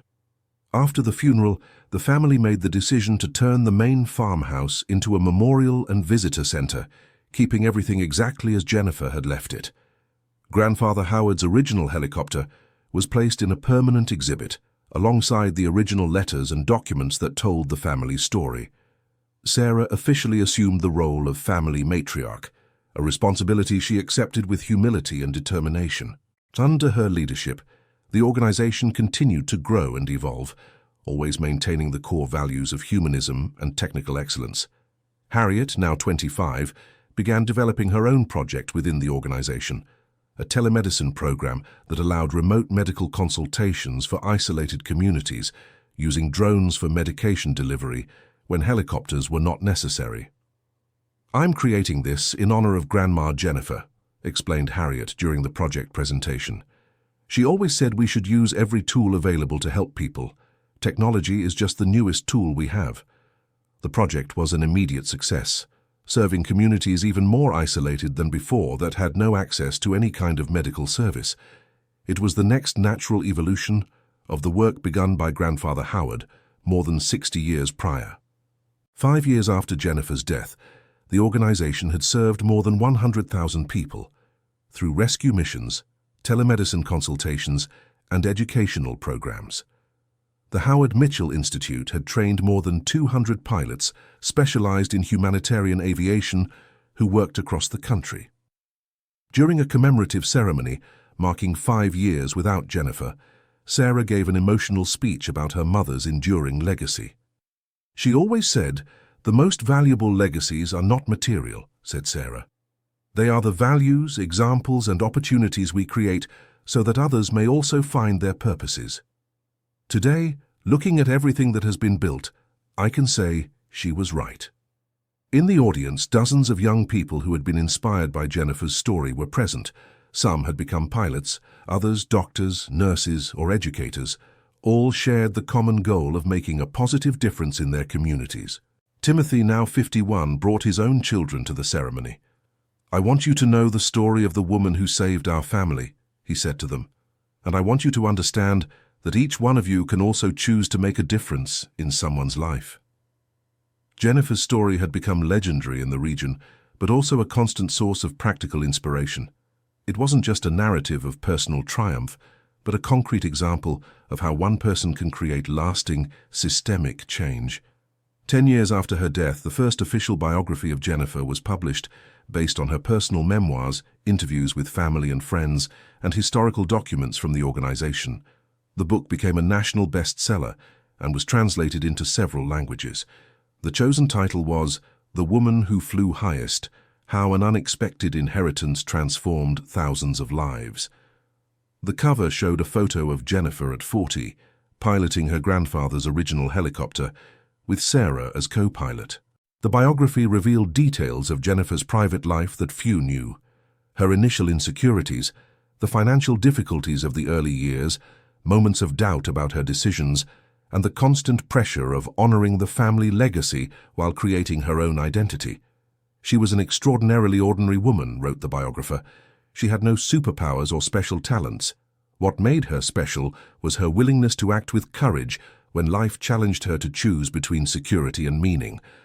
The book inspired a national movement of reflection on life purpose and careers with social impact.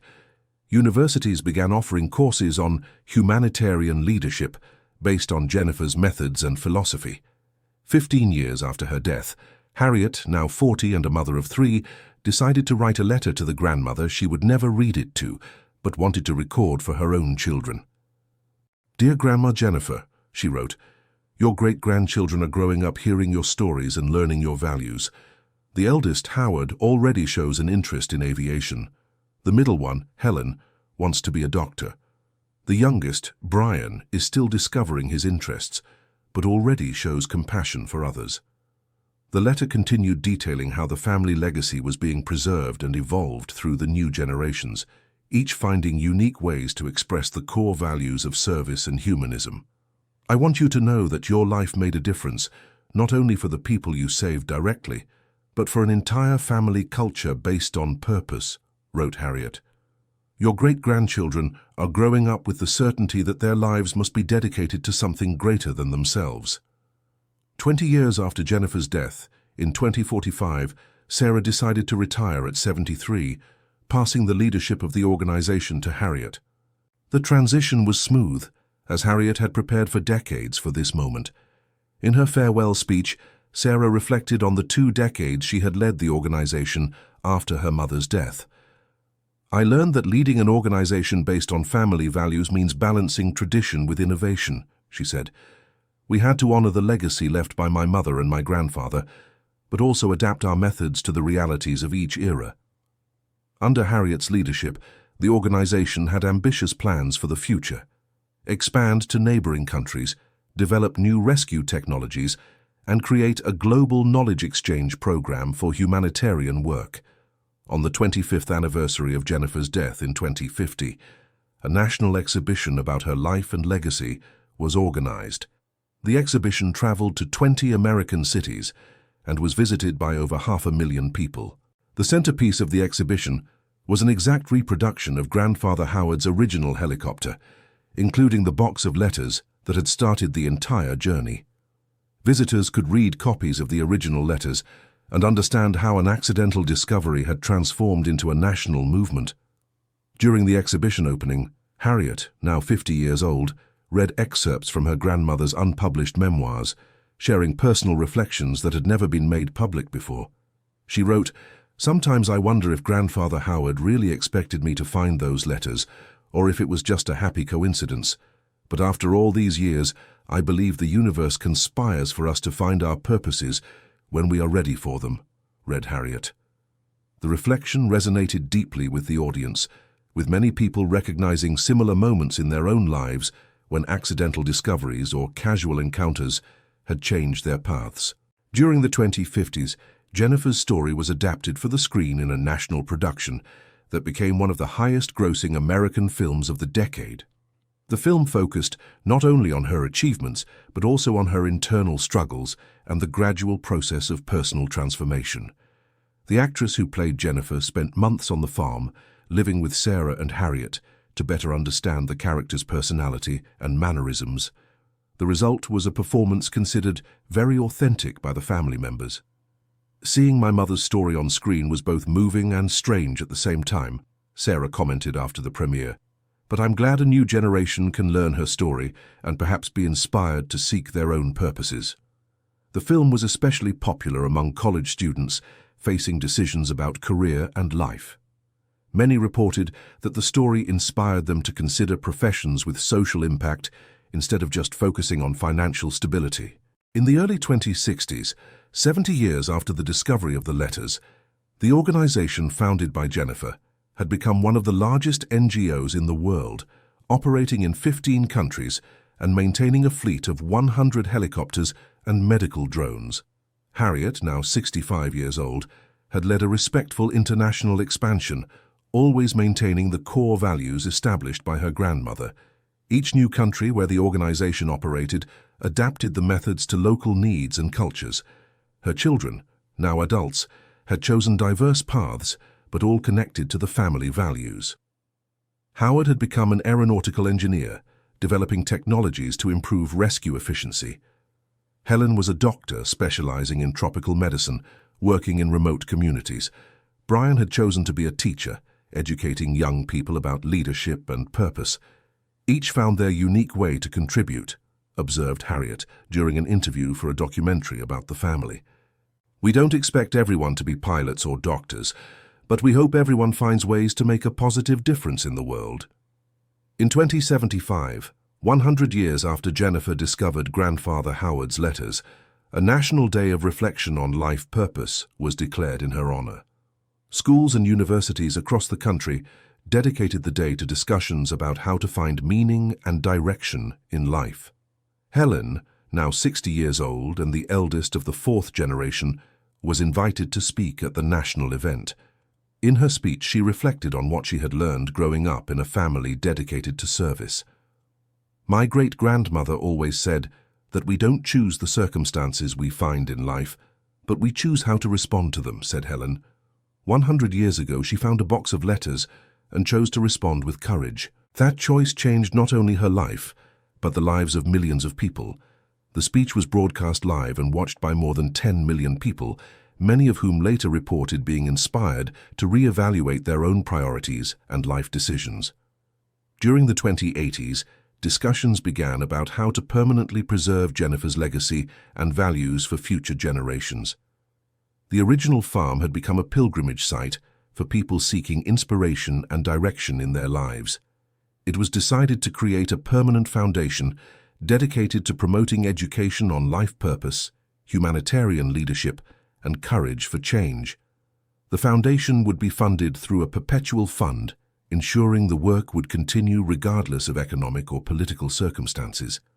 Brian, now a university professor at 70, was chosen to lead the new foundation. His experience in education and communication made him ideal for translating the family values into accessible educational programs. Our responsibility is not just to keep the memory of our great-grandmother Jennifer alive, said Brian at his inauguration.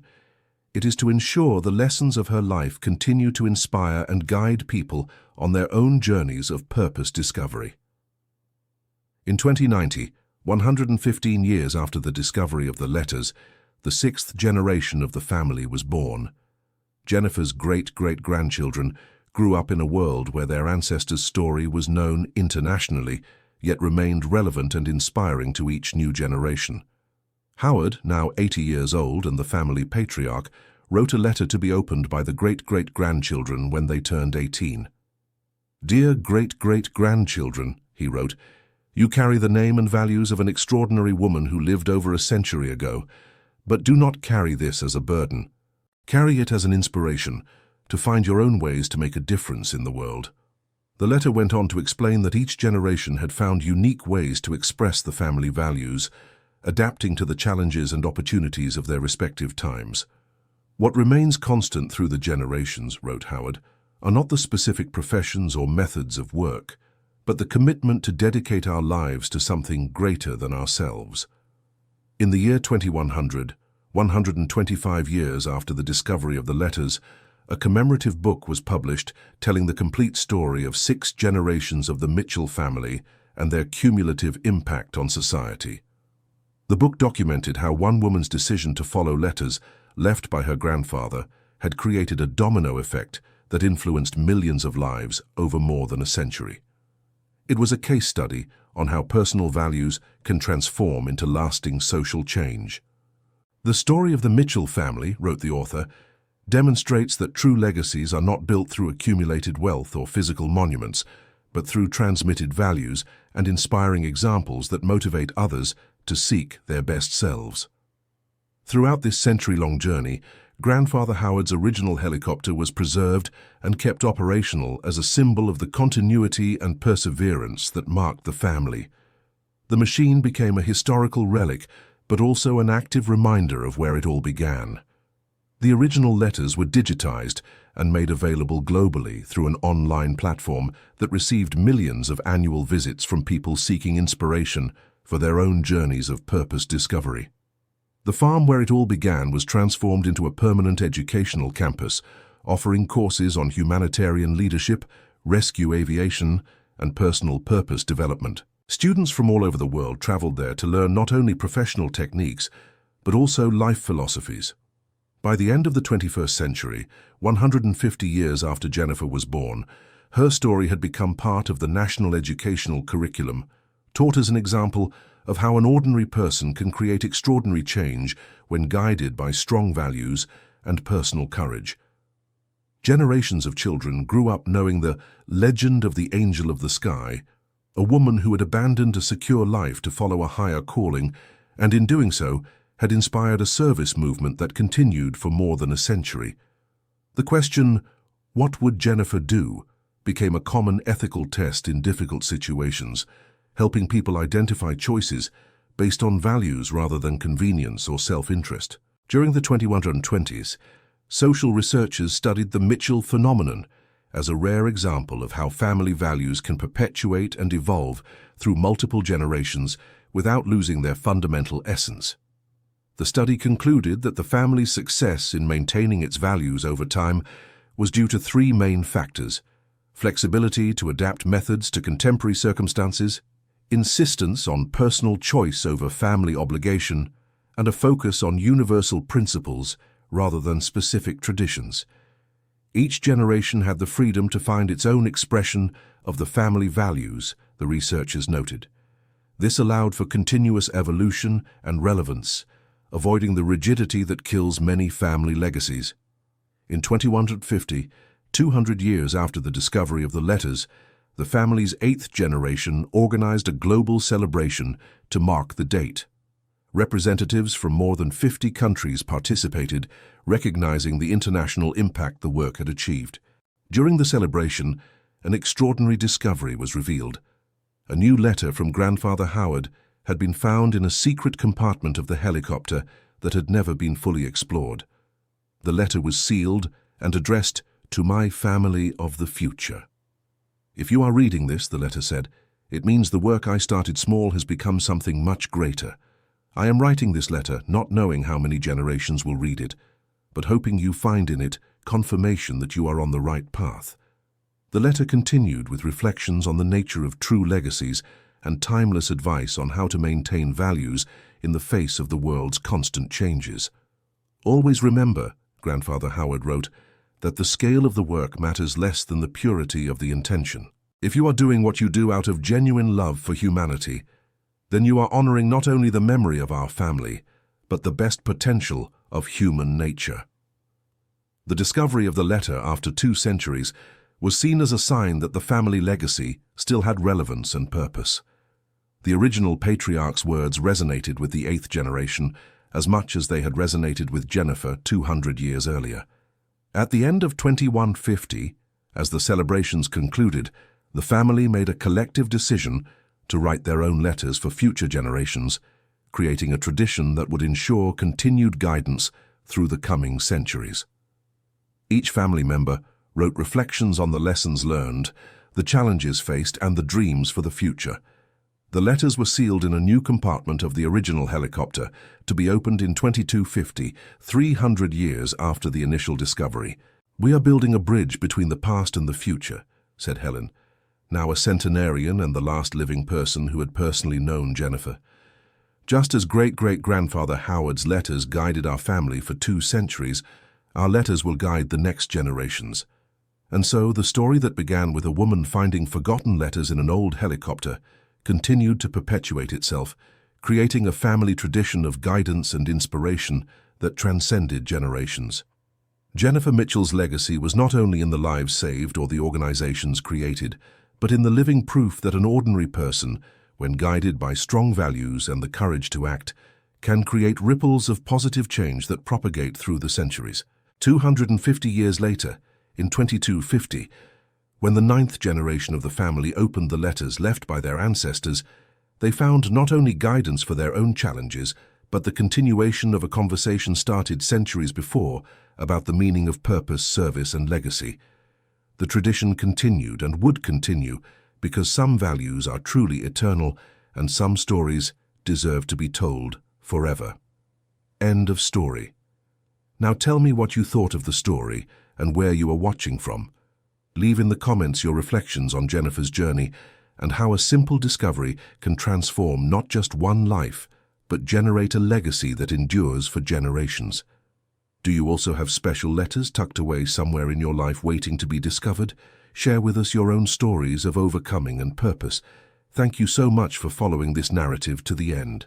Don't forget to leave your like and subscribe to the channel so you don't miss other moving stories that touch the heart and inspire the soul.